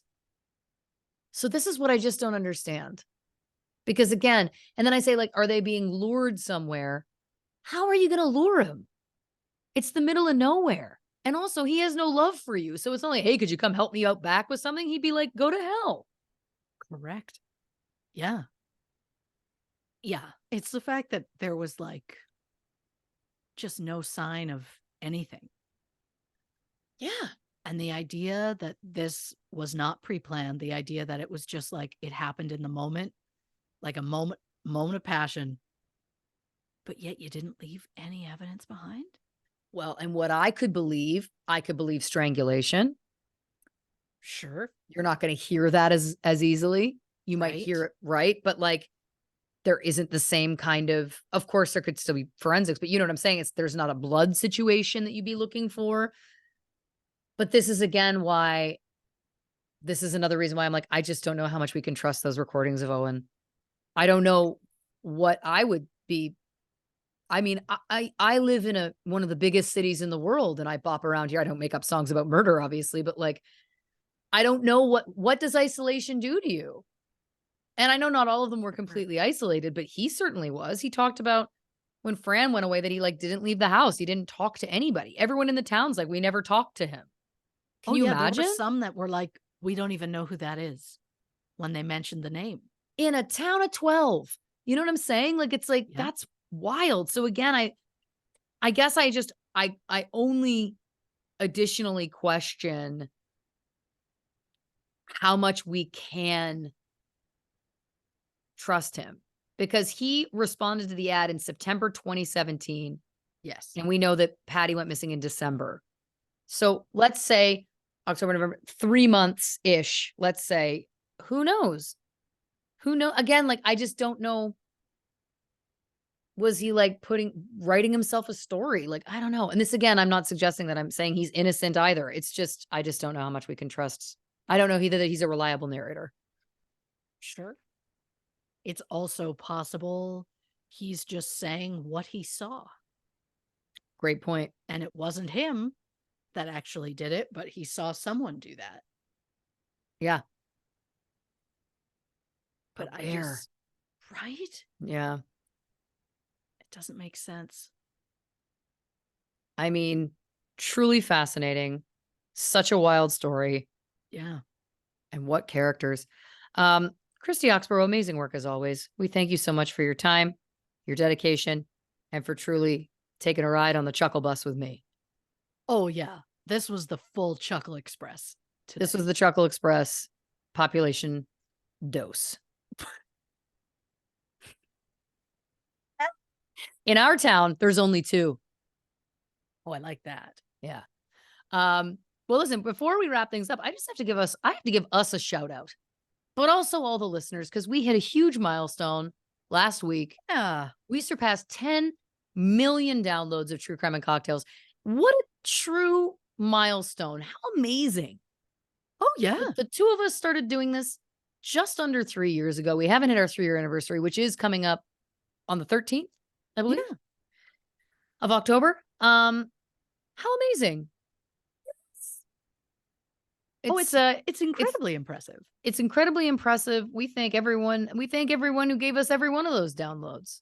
We couldn't do this show without you, and what a true amazing achievement for literally 2 gals who started doing this for fun in the pandemic, and now it's turned into something that has a complete life of its own. I mean, it's amazing. And I couldn't be prouder to be doing it with you, my Chuckle Buddy. There is no one else I'd rather do it with. And now Chuckle Buddy. Well, that's just going to be a thing now. I like that the Chuckleheads have become the Chuckle Buddies. It feels right. Well, over time, we've grown closer. Yeah. Although I think we were very close when this started. Yeah. But also, I guess Chuckle Buddies is just my new bag of worms. I like that. I misspoke on a very common phrase. Well, a common phrase for us.